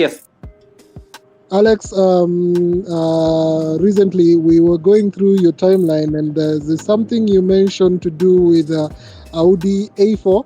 So there was an Audi A4, probably I'll just take you through the genesis of this. There was an Audi A4 that Alex, being that he's also into the trip, is proposing that he'll be picking an Audi A4, and this A4 will be built, or rather the whole aspect of it's a repossessed car, so ataiamsha and then ataifanyia zile vitu wanafanya kwa builds and stuff. And then after they've done everything, the car will be moving all the way to Namibia and we'll have autographs and such. So Alex, just probably take us through the whole process of what you're thinking. Okay. And what is really going on in the Audi challenge. Okay, so here's just as Wakili has said, for any trip above 500 meters, you sort of have to know your car. How do you know your car? One, unafaa kujua kufungua miguu, hiyo ni obvious. You need to know what we call a jack point, so that when you're jacking your car, it doesn't, like, you need to know basic maintenance. In theory, you can service your own car with your own money. What are we saying? If we're in Zambia, then your car overheats, you can't change your brakes. You can't bleed your radiator and things like that. For any long journey, to be truly honest, if assuming at a time we are at 20 cars and one of us asimame, we'll have to stop all of us, fix that issue, or we park your vehicle at some police station and keep going. Issues come up, but it's only fair. Unajua kuna known unknowns and unknowns. It's only fair that we have known unknowns. If something happens, we're able to fix it, or we at least know how do we fix it. Ndio, gari overheat, we don't know what to do. We are all in limbo. You don't understand your car and things like that. So, where does the Audi come in? Audi comes in whereby we're giving people a platform for them to a car for free, right? We pick an Audi A4, we take it to MPG, and MPG are nice enough kusema, if guys want to learn about these vehicles, because regardless of the vehicle you have, ukwe na Range Rover, ukwe na Toyota, ukwe na Tata, ukwe na Suzuki, the basics is the same, the semantics is the same. Power comes from the engine to your gearbox, to your wheels, cooling comes from your radiator and whatnot. By spoiling or by knowing how the Audi works, more often than not, you'll have up to a 70% chance of knowing how your vehicle will work. So the Audi is an idea why we buy the car, we fix the car, and by fixing, we're able to make threads. Tunasema, well, gari yako iki overheat, this is what happens. Hii ni gari yenye tutatoa kila kitu, engine MPG watatoa, waseme, mnasikinga head gasket, this is it, this is the fail, these are the fail points, this is how to replace it, this is the things to check. Gari yako iko na issue, this is thermostat, if you need a first aid, this is what you remove. Gari yako in overheat, this is what to check, this is what not to check. All of us are not ready, or I am not ready to offer my car to be spoiled. Na nataka kukuwe na some sort of ownership from everyone, kusema nililipa 30 bob for that Audi. 30 bob is a smoky, it's an egg. But what is the 30 bob giving you? It's giving you sort of free education for your car. So the challenge in theory is, before we go down to Namibia, or before we do our small recce, we need to set up for guys to understand what happens. Does it make sense?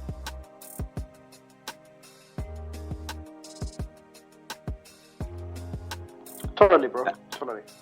Okay, it makes sense, right? Yeah. So. Yep. Yeah. So for guys to invest 30 bob, and then what are you getting in return? One, for us, the Sarunis, Mimi, MPG, Makteja, all these guys who do threads, we are even photographers. We are able to sort of have a common platform. Enye msa kiuliza, yo, gari yangu ili overheat, how do I learn about radiators? Kuna Audi iko hapa, my doors are open, come see it, right? Aya. Before even the trip, we'll do a race. I mean, it's very far. Hatuwezi amka tunatuende. We'll do 3. We'll do Kitale, we'll do Mombasa, we'll do Turkana, and we'll do Moyale. Kazi ya Riki ni nini? Kazi ya Riki ni, for any car, 500 kilometers you kwa breaking point. If you can push your car above 500 kilometers and uko na issue ya CV joint, you know your CV joints were weak, you know your brakes were weak, and things like that. So by doing this Riki, it's sort of allowing us to understand our vehicles. It's allowing us to sort of know if something might break, what will it be? My CV joints are bad. I've done 1,000 kilometers in my brake twice. When you're going to Namibia, you'll need a few CV joints in your boot. For 1,000 kilometers, how much did I spend on fuel? That will also assist whoever is going down on planning, especially when it comes to money. These countries, apparently fuel is cheaper than Kenya, which is good. But when you're doing the calculation, we'll do it according to Kenyan rates. Ndio tufike Namibia, mafuta ipande, then tumekwama. So the whole point of now, I'll be going back and forth with Namibia and the Audi. The Audi is just a proof of concept. Cars are not hard, right? Recently tuliona thread ya msee alipeleka gari sijui ifanywe nini, akapewa bill sijui 5,000, things are not done right. So this is the sort of motion that we are trying to kutoa, whereby ukipeleka gari garage sema yo, my diff is bad, check this and this and this and this, right? So that you're able to get this information, or you're able to know what your car is doing, and if there's any misbehavior, gari yako iko hoa, unaweza pinpoint kusema, well, gari yangu ime overheat, more than not is the radiator. How do I check? How can I check? Now, the Audi gives you a platform of checking the radiator without actually checking your own car. Because Audi kichapa will spend 30 bob, italala hapo, will probably sell it to someone else, and the money ended to charity or something else. So it's just giving everyone a platform to work on something or to learn on a car that's not theirs. It's sort of a free bit around, for a better word. Yeah, that's mostly it. Awesome. So for only 30 bob, we're going to be doing an Audi challenge. So it's only 30 bob. What Alex you didn't give us is the way of doing this. The last time we were seeing the thread about the same, you were telling us mahali umefika. So where are you at the moment, and where are we planning to get to? How much is the car costing? How much are we getting to go to? Okay, Alex?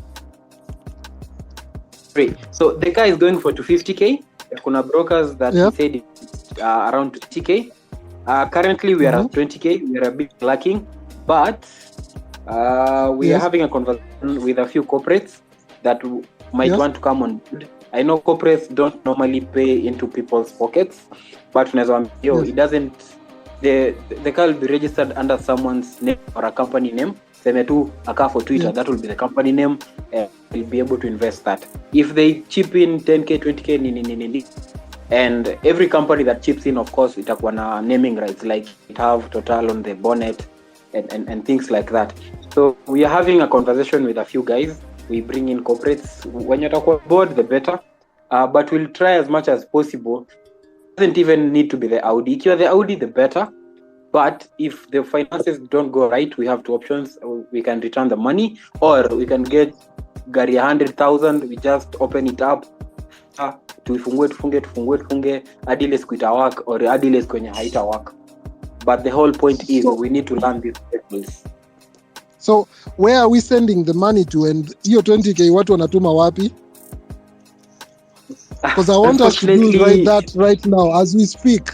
Tufanye hii kitu as we speak. I hope you guys, all of us, can be able to just... Yes? Boba? Unfortunately, go ahead. Alex. Yes, please. Eka number Alex pale. I don't know if that's okay. Alex? Yes. Kindly clarify.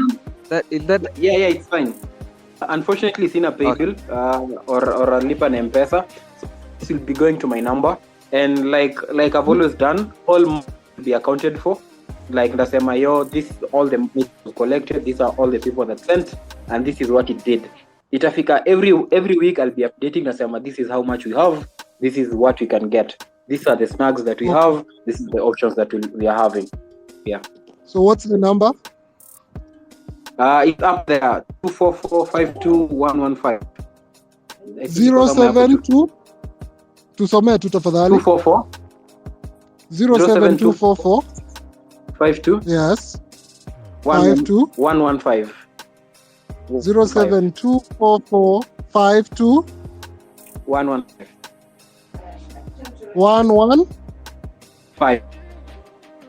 115. So confirm it's 0724 452 115 kwa wale ambao wanataka kusomewa vizuri. And 0724 yeah 07244 52 115 Actually, the beauty of the beauty of this is MPG is already on board. They are willing to do the car for us for free. Well, of course, we'll buy parts. Yes. But like bring the car over. We are willing to have a few guys over. I mean, we can't have 100 people at his workshop.